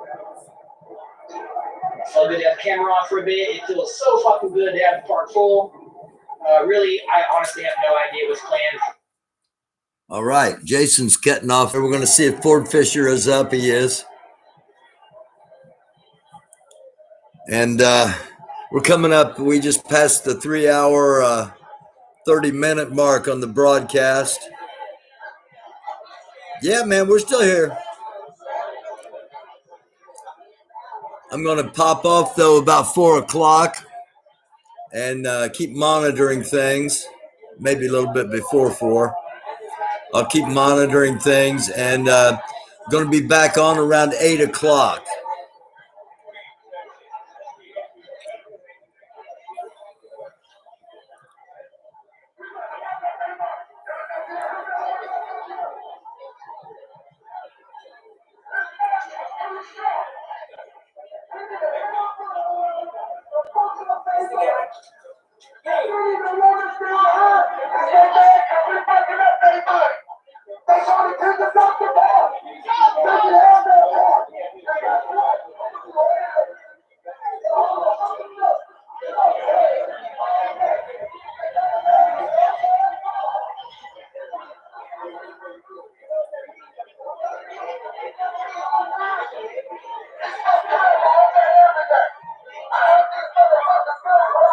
Actually, I'm gonna go ahead and hop off here.